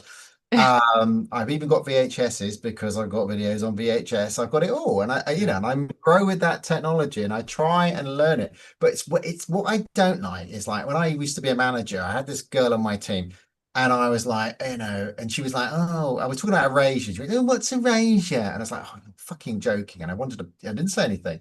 So then I said, "Oh," and then we were talking about music, and I talked about Sting, and she said, "Oh, I think I've heard of Sting." What? I said, "He was in the Police." What's the Police? Oh, she's 24 years old. You don't know who the Police is, or I was like, I do hate it, Rachel. People say, "Oh, that's before my time." It's like, does the internet not exist? Yeah. Have you checked Spotify? Let's go to Glastonbury. They're all still bloody playing because your generation can't get any new fucking music. My moment where I realised that I was losing touch was, this must be nearly 20 years ago now. So I was working in this internet company, and somebody turned around to me and I said, "What are you doing at the weekend?" And she said, "Oh, I've got to decide whether to go to Kew Gardens or go to somewhere else." And I said, "Why have you got to decide that?" And she said, "Well, because the people following my blog have asked me to either go there or this other place, basically. And I've got to work out which of them's the largest audience." And I just looked at her and went, "What the fuck are you talking about?" Basically, you're living your life based on an audience that you don't know, and they're going to tell you what to do this weekend. Yes. And then 20 years later, here we are with 100,000 YouTube channels and influencers. Dancing because we're told to dance. I was driving the other day through, where was I? In Durham, Familgate, right? And there were two schoolboys, and they were in the little island in the middle of the road about to cross over, and I'm driving, and one of them goes like this, and the other one goes like this on his side, and I'm driving, I go like this. And they just cheered. They thought this was the greatest thing ever. And I'm like, yeah, cool. Yeah, I still got it. Anyway, and then I crashed the car because I wasn't holding on to the steering wheel. But yeah, fun times, everyone. Fun times. Exactly the kind of thing Jimmy Savile used to do. If you don't know what something means, we have the internet. Just look it up. Look it up. I think, Graham, you're just about at the age where you can get away with that. But, give it Another 2 years. Yeah. Oh, come on. If a little old granny did that, they would fucking love it. They would No, but that's when you swing over. You're entering the phase where it's wrong. And then when you're 80, it'll be okay. I'll tell you. Then it'll be, oh, that really sweet old man. Instead of that sweet old man that couldn't catch me if I ran away, basically. When I was very young, the judgment. my favorite adult was Auntie Lynn, because she would actually sit with us when we were kids and have a conversation with us like normal people. Like we weren't fucking idiots. You know, she wouldn't go, hello, have you had a nice time in school today? She'd actually sit there and go, lesson? have you seen any good movies recently? And I'd be like going on about Short Circuit or something. I didn't realize how racist it was when I was a kid. And I'd be like telling her the story, and she's like, oh, that sounds boss, I'll go and see that. And she was just like talking to it. And when you're a kid, all you want is for people to treat you like an adult. To talk to you like you're not a fucking idiot. And I've sort of carried that into later life. And people who talk to children like they're idiots really fuck me off. Hello. I'm totally with you. And not to sound too creepy, because I'm in that age group that I said I shouldn't be, basically, but I do have a grandson, so I'm okay with this, is that I find the most interesting conversations when you're talking to 3, 4 and 5-year-olds who are just amazed about everything in the world. Just the enthusiasm is infectious. Yeah. And then society forces that out of them. Yeah. We force them to stop thinking like that, basically. I was talking to my brother about this tonight, about my grandson, and I just said, I'd take him out to the park after school on the walk home, and there's all these amazing swings and slides and everything else that he could go on, and other kids running around. And what he wanted to do was crawl through a hedge like it was a tunnel on top of a cliff that was like this with roots in it, and then jump down this thing. And there was an adult voice in my head saying, don't let him do that. That's dangerous. The coat's going to get torn. Why isn't he playing with other kids? Is there something wrong with him? And then I just slapped myself and went, look at that smile on his face. If I stop him doing this, he's never going to experience that much joy in his life, basically. And that's what we do. Bit by bit, we teach them to fit into society, and we just strip away this joy from them, basically. Well, they are clever though. I mean, it's like they are. Look, the kids, my niece and nephew, they're much brighter and much more aware of what. I mean, it might be the internet and phones and stuff than I was. I mean, I've never been interested in politics. Right into my 40s, it was just beer and petrol, and that was it. And it was like, and I said to my nephew, he said to me, oh, I'm really worried about climate change. And I said, yeah, I tell you what it was like. He went, don't talk about nuclear war. Yeah, we have that as well. He said to me, we're scared of that as well. I was like, fuck off. And it was like, all right. There wasn't much we could do. You've got your own existential crisis. We can do something about climate change. We can all do a little bit towards climate change. That's why it just blows my mind that we don't make it like a national pride thing of like people doing the most. But also, like you were saying about earlier about Trump, just give him stuff. Just give the stupid twats a gong or whatever the fuck he wants. Just keep him happy. I was watching it's cheaper you and Phil on the agenda today talking about that. Yeah. And it's like, just create a peace prize and give it to him and say, but it's because of the work you've done helping Ukraine defend themselves against Russia. Yeah. And then he'll just do it. Cost you 50 quid. Just get a plastic trophy, spray paint it gold. Ms. Paula Thomas, thank you very much for the £5 super chat. I'm 70. I first programmed a computer in 1975, and I haven't gone through a year without writing a program since. I've just got into 3D printing. Yeah. Cool as that. Brilliant. I started on punch cards. Paula, can you come around and fix my 3D printer? Fucking printers. I love. They don't teach computer programming in school. I mean, I did punch cards, and then I did basic, and then modular 2, Fortran, COBOL, Ada, and then when I was in defence, I worked in Ada and machine code and all sorts of weird. And I loved it. And then in 1992, I stopped coding. I mean, the Cold War finished. I stopped coding. And I haven't touched a computer since. I mean, using Windows and all that shit that everybody else does, but I haven't. Sorry, can we just go back? Did you end the Cold War with some software that you wrote? I don't like to talk about it. Why don't you take credit for these things? That's trans people, right? We do lots of stuff and we don't tell you about it. We just make the world better because we sprinkle dust everywhere, and you should thank us. But instead of attacking us and trying to. You're welcome. You're welcome. Yeah, Just say thank you. Maybe this is why they're worried about you, this immense power that you do actually have, and you're very quiet Yeah, about we it. are angels on the earth and we're peacemakers. That's our job. And that's why you're trying to kill us all. That's No, but it. you're right.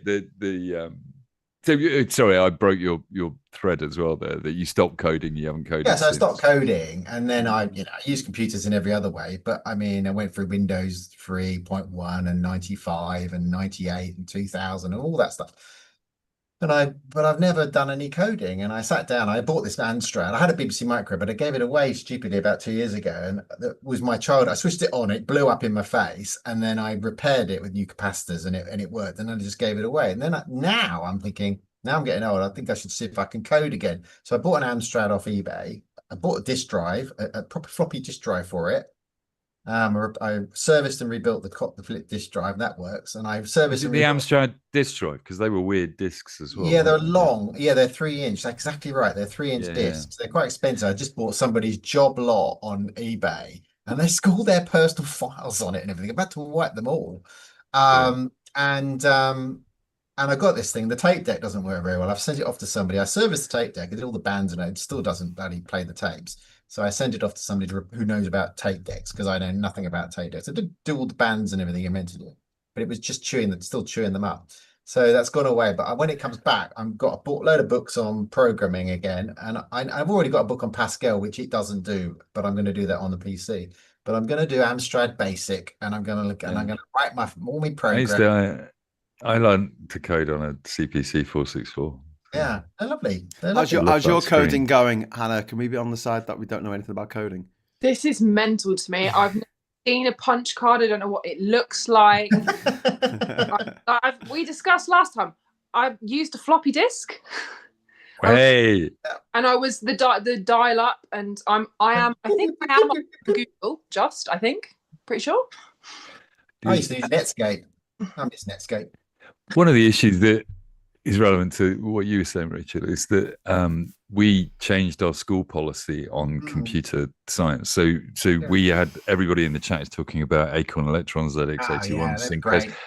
I go back to that thing that it was Thatcher that stuck money into those, and the BBC that stuck money into those to make those things happen. And we were world leading at home computers at one point. And the reason that we have so many great games companies in the UK is that period generated a whole generation of people that knew how to code on machines with almost no memory. So and that still exists. Brighton has got a huge gaming community. Grand Theft Auto is British. Yeah, but we then switched over because instead of the government interfering and the BBC getting involved with education and realizing what we should be creating, Microsoft got a sniff of all of this, realized they weren't selling any computers in the UK because everyone was buying BBC computers because of the school system and what they'd learned.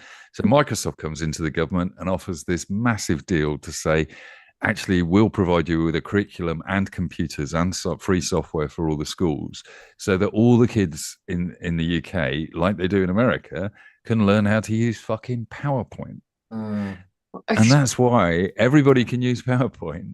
And everybody can do show and tell with PowerPoint. Nobody ever took up the curriculum courses to learn Access database coding and SQL that Microsoft threw into the package. So we've got a whole bunch of people that know how to use Word, PowerPoint, and Excel, and they're the shittest software that's available to anybody still. And we're all trapped because we all know it and everybody uses it. I worked for an electronics company in the 90s, and I got asked back about 3 years ago. So this piece of software is still going in a black box. It's about as much as I can say about it, really.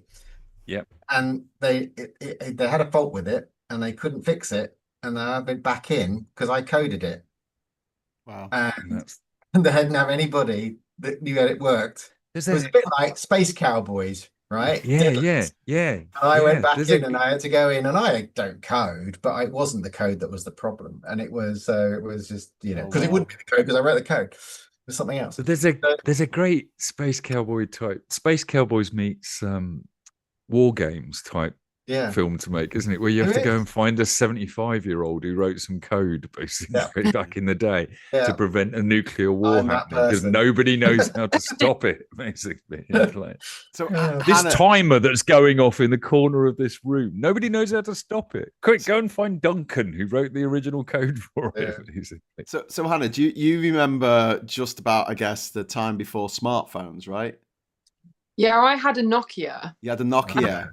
I bet you were a fucking whiz on doing this text messaging. You had to press like 444 322. That's the one that had the Snake game on it. It had Snake on it, but my parents had the ones where there was no color screen, and by the time I got to school, a lot of my friends had phones before me, and my parents are very much like, you don't need a phone until you're going to secondary school and you're getting a bus, and that was fair enough. I was like, that's you got a bus. You got a bus instead of a phone. How rich were your parents? I want the phone. There's a bus sitting there with driver, double-decker bus wrapped up in a ribbon. I've had the same mobile number though. Worst fucking Christmas ever, Mum.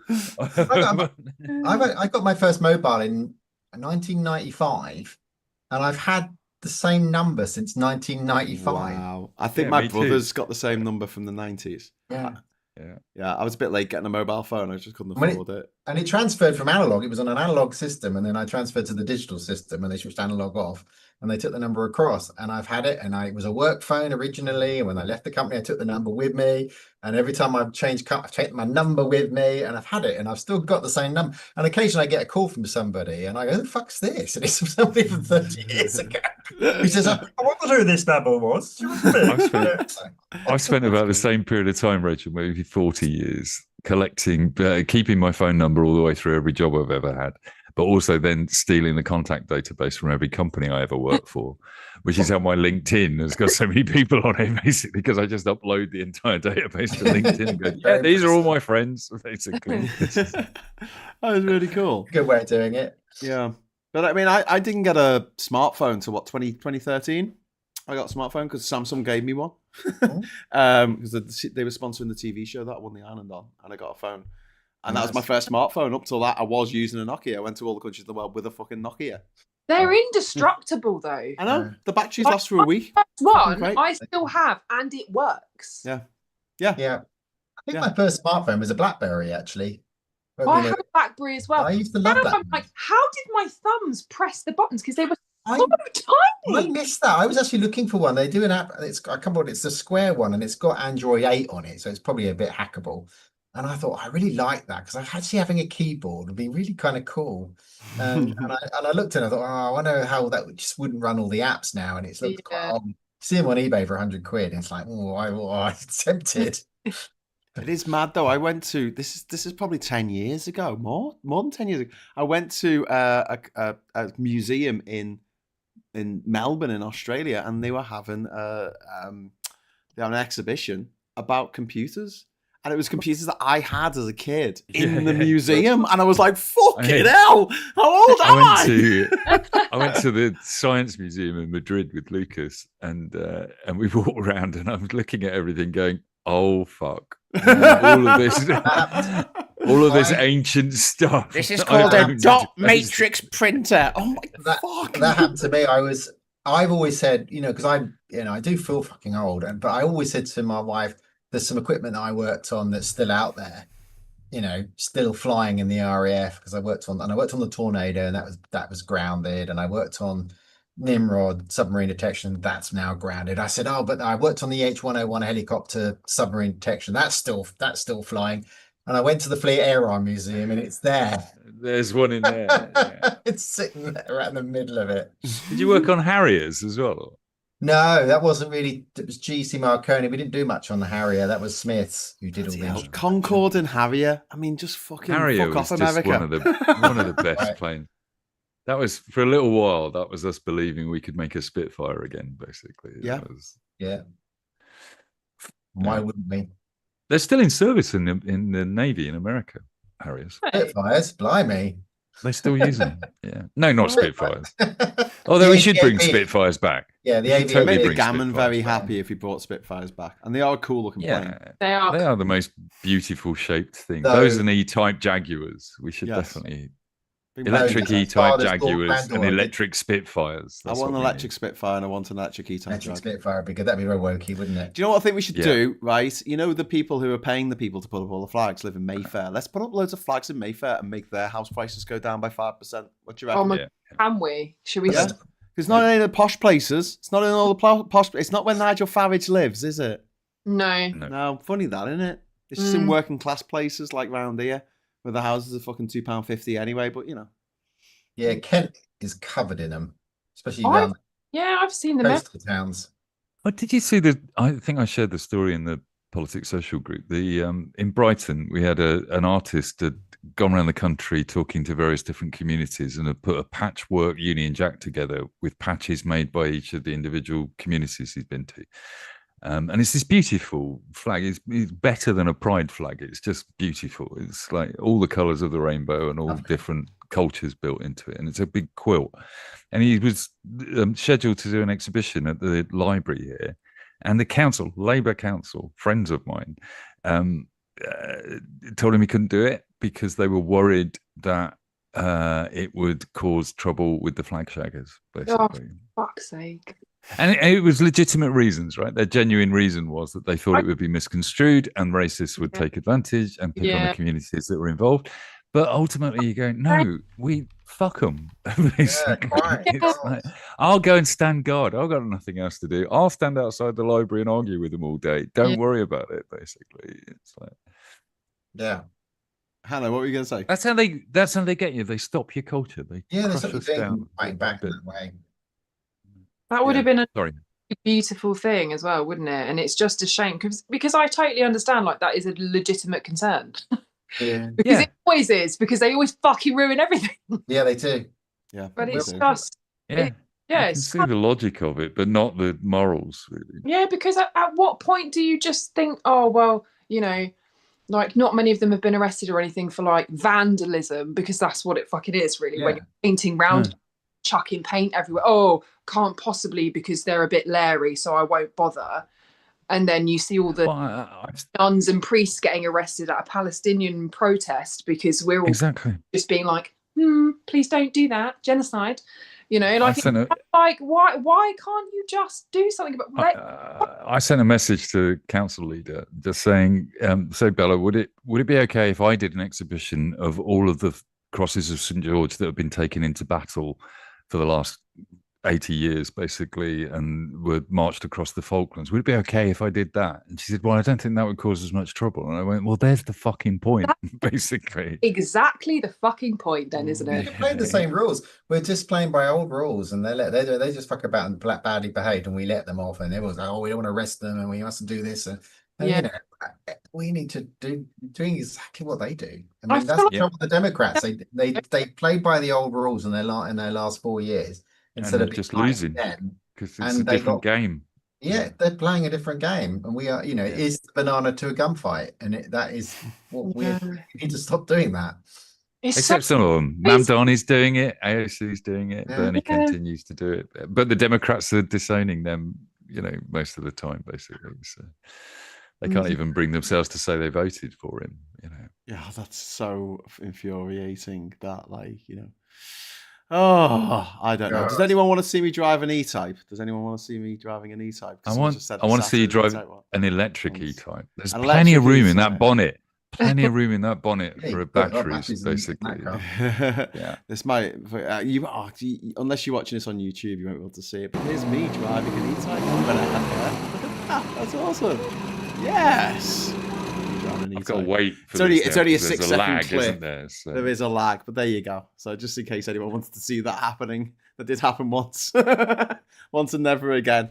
But yeah, the coolest car in the world by a mile. You got videos of you doing everything. I sent you a video of playing the piano, and you sent me a video back of you playing the piano. Yes, anything you want. I've probably got a video of me doing that thing. Have you got a video of you wanking on a unicorn? Yes. Funnily enough. The unicorn paid me well for that, by the way. I'm not some kind of unicorn abuser. Come on. But generally speaking, if I've got many video clips. In fact, you were very much the victim in that unicorn situation. I've put a lot of stuff online. It's all on like my YouTube page, but it's private. Like if Elon Musk and all those AI twats get hold of all my videos, they will be able to recreate me, just like in that nightmarish Black Mirror episode where her boyfriend comes back as a robot. Oh my But he's God. not quite right. I keep getting these adverts on YouTube for some content creation college that says that now you can recreate your own, you create your own avatar using AI that looks and sounds just like you and repeats you and stuff like that. I just keep but this is where I'm becoming the old man that shouts at the telly, because every time it comes on, I'm going, fuck off! Just fuck off! I don't want to know! Basically. And I'm going, can't hear me. Just can't hear me. But then nowadays, back in the day, I used to make a show on cable TV called FMD. And it was called FMD because it stood for Fuck Me Doris, which is an old BBC phrase that used to be, can you create a moment in a show where somebody sits there and goes, fuck me, Doris, look at this, basically. So we called the show FMD to try and generate those moments, right? But in those days, we used to take the piss out of these people that would shout at the telly or the radio because you go, well, they can't hear you. But nowadays, I'm thinking, I'm watching YouTube on my telly and I've got 3 Google speakers in here and 2 phones and a fucking laptop. Google definitely can hear me shouting at that advert, basically. Yeah. Well, listen, we're gonna have to wrap it up in a couple of minutes, I think, because it's midnight. How did that happen? How did that happen? What the hell? But before we toss her off into the night, are there any news stories that we haven't talked about? Because we haven't talked about much news today, have we? Any news stories that we've had this week that we want to sort of highlight, that we want to talk about? Well, we just ordered a book. There's news. Is that somebody in the chat that just did that? I think so. Thank you very much. Thank you very much. It's all Ken Oath at 79. 79, great year. Sweet. Great year. Sorry, Rachel, were you going to say something? You did the thing about the bots. All the MAGA bots not being in America. So this was on Saturday, wasn't it? Last Saturday, Elon Musk decided that he would show everyone where all these Twitter accounts were first registered, and it turned out they were all registered in Russia, Uzbekistan. What was a big one? Nigeria, lots of Nigeria, and they were all the Trump, all the big Trump, all the big Britain first stuff, all the anti-trans, all the anti-gay stuff. That was all from people who weren't actually from the country that they were pretending to be from. Russia, Nigeria, just bots putting out the kind of shit that makes people react. Yeah. This is the what is it? The dead internet theory, that it's just bots talking to each other. Bots talking to bots. Yeah.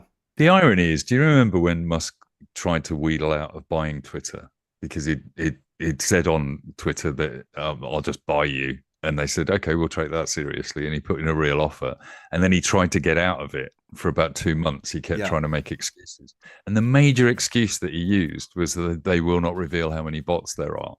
Yeah. Because I think it's 50 or 60% bots, basically. And then he turned it into a bot platform. 99% bots, yeah. But he was given the money from Saudi Arabia to do that. How did the transparency thing happen? I've got no idea how that could get through their system, because he must have known. The coders that did it must have known what the outcome would be. So how did that happen? We need to work that one out. Is there somebody internally? Well, how did that bit of code end up in X that reveals where people are? All right, we all know that they could do that, but they never did it. So somebody introduced that into the new version of X. Yeah. Musk must have had a handle on that. Must have known that was going to happen. So is he shifting somehow? Is he looking at shareholder prices and things, and the Saudis are pulling some money out, or Russia's not funding them, or whatever it is? Is he saying, I'm going to have to pivot at some point in time? Yeah. Get rid of the bots. Maybe they've decided they want to pull their money out, and he's going to have to sell it to somebody, which means that you're going to have to get rid of all the bots this time. Yeah. Who would want to buy it though? Murdoch. Do you think? I mean, yeah. But it's so shitted up, isn't it? I mean, it's all bots and just MAGA toss bots. Who wants to be on X? The EU. No. Bear in mind, Murdoch brought MySpace, didn't he? Just as it was dying. Yeah, he should buy Twitter. Kill it. Yeah. Kill it. Got a great comment here, super chat as well. So thank you very much for the super chat, Ian. Starmer's delivery has the energy of a sat nav trying really hard to sound inspirational. Turned left. Well Okay. done for turning left. Well done. If only Turn my left. party was left, which it is not. It's right. And you don't want to go right, but that's where we are. Because McSweeney tells me to be right, not left. Turn left at the nearest caravan park. Oh my word! Look, there's a nice grey 1684 global with the slipstream pinstripes. That's remarkably lovely, isn't it? He's a strange badger, isn't he? Old Starmer. This idea that he can't make images in his head. Some people can't do it. They can't close their eyes and think of an apple. And that's turn it in their brain, and I that blows my mind. If I get images in my brain, I can't get rid of them. Or if I get a fucking song stuck in my head, like a little bastard fucking good enough. If it's good enough for you, it's good enough. I've had that stuck in my head for a fucking week. God. But if you can't have a vision, you can't see the future. And if you don't have a future, you don't have a dream. And if you don't have a dream, then how are you going to make a dream come true? That is a very good point, Rach. Well made. You should make a song out of that. It'll probably be less irritating than whatever the fuck the song is in my head at the moment. Is it dodgy? I don't know. Who's sung good enough? It's a fucking fuck. Vendetta says. Can I just say I was just going to say to Paula, I agree. It's a very simple bit of coding. The thing is putting it in the release of the software. That's the trick. That's a political move. Somebody has done something within Twitter to shift the dial, and I don't know who and why. That's what's interesting. Maybe someone on the inside, white hat hacker taking over. Yeah, took all over the machines first, didn't it? Yeah. Ian well, that's what they're saying about the Wiktoff story, aren't they? The guy negotiating with Russia on behalf of America, and there's telephone transcripts and recordings of his calls where he's basically telling the Russians how to get around Trump. Yeah.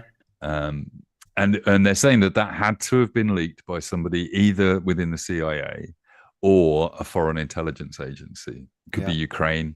Yeah. And there's a couple of videos that I watch, and I firmly follow these academics that study war that explain what's going on. And he did this lovely thing where he didn't drop himself totally in the shit, but he said, could be a foreign government. Picture of Keir Starmer. It says it could be Indonesia or the Philippines, and there's a picture of Keir Starmer behind him, and you're going, we know what you're saying. It was most likely us, basically. I'm just I want things to get better around the world, and I'm not one of these people who believe that it's got to get really bad before people realize, because people put up with the worst fucking shit, and they'll make excuses and go, oh well, I know it's shit, but and like it's that boiling frog thing, isn't it? And it's also to do with not knowing that there's the other things aren't like this in other places, and this isn't normal, and it shouldn't be normal. And I just think the only thing we can do at the moment, until we're all rich enough to actually affect things, is just try and get people to be able to have conversations with their neighbors, their colleagues, their friends, their relatives, and say the things that we've said on this channel or on the other channels, our friends on their channels as well, like Phil and Superchats and everyone, and say, give people the weapons they need, the verbal weapons they need to argue with people in a way that makes them sound like they know what they're talking about, which is important, I guess, but also is persuasive. And the fact that Nigel Farage has cost this fucking country £1 trillion fucking pounds, that needs to be shown. That needs to be shown on television. We need to show what a stack of £50 notes that add up to £1 trillion, how big that stack is, so people fucking get it through their heads of how much that motherfucker has cost us. Anyway, that's what I think. Yeah, that's a good idea. I like it. So let's do that. Yes, let's do that thing. And Ian Cullen is saying if Farage had super intelligence, it must still be buffering, probably stuck at 12%. No, he's not very intelligent. He's just posh and rich, and he's the right cheap person. He's cheap. He's a cheap date. Basically, for Russia, Posh, he is. Loud. Sorry? Posh, rich, and loud. And he's the worst kind of posh as well. Oh, it's but the he, kind he of, smokes and drinks beer, so I like him. yeah, I'm but Yeah, for so him, he's but the he's kind one of of us. It's one of us. he's the kind of private schoolboy whose parents probably did have to stretch themselves to get him into Dulwich. Yeah. And everybody at Dulwich that could just afford it with their pocket money basically hated him. So, and nobody at Eton or Harrow even knew that Dulwich existed. So it's kind of like, he's an angry, chip on his shoulder posh guy, basically. And that's the worst type, because It is. he paints himself as a rebel because the actual elite really don't like him, basically. No. He's a nightmare. We've made Graham go somewhere. Yeah. It's like, I want to go to bed. I wanted to end the call. I wanted to end the stream. Yeah. And he's not handed the chat over to me, so I can't close this. Basically, we're now stuck. You're all stuck with us until Graham wakes up tomorrow morning at 7 o'clock and goes, "Fuck! I didn't say goodnight to everybody. I've left the channel open." have you two got your Christmas trees up yet? No, I'm not allowed to. Trees. You're not allowed. No, I do. My wife has got. Her father has a birthday at the beginning of December, and we have to cross that point. Oh, there's rules. Okay, that's No rules, and I'm not allowed to do it yet. I call her Scrooge. I go, "Oh, bah humbug! Don't want no tree." It drives her mad because she's the brilliant Christmas organizer, and she does it all really well.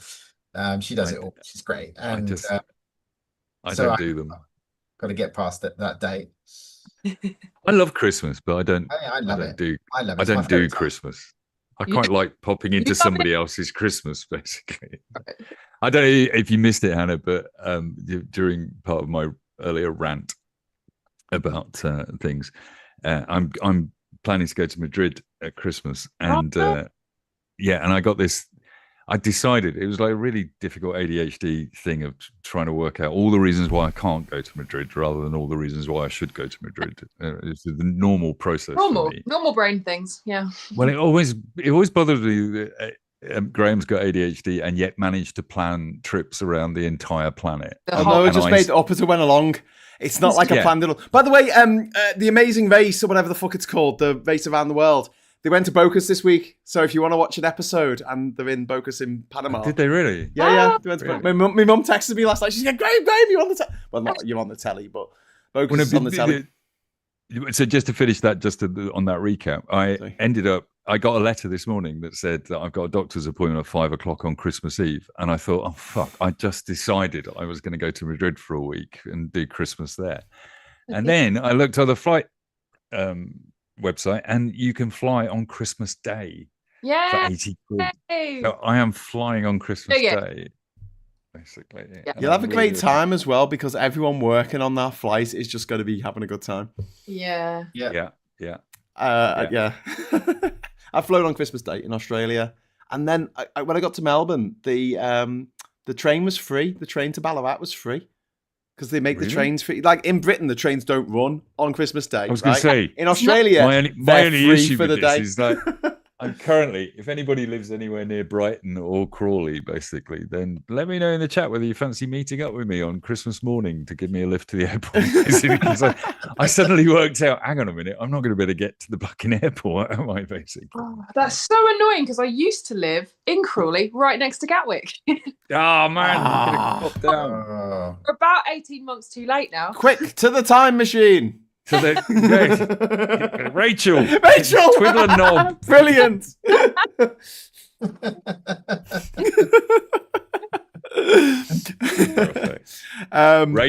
Rachel wants to go to bed, Graham. Okay, that's I fair need enough. to go. Yeah. Okay. No, we're all gonna sign off because it is 20 to 1 in the morning. We haven't done a show this long for a very long time, but I think we should do. I'm sorry, I took up a big chunk of it, and I'm sorry about that. No, that's absolutely fine. I feel like this has been a really, really good show, and I only joined because it was a bit. I joined because it was a bit of a dick fest, and I thought I'd come in on. And when it was down to the two of you, I thought nice I better and balanced now.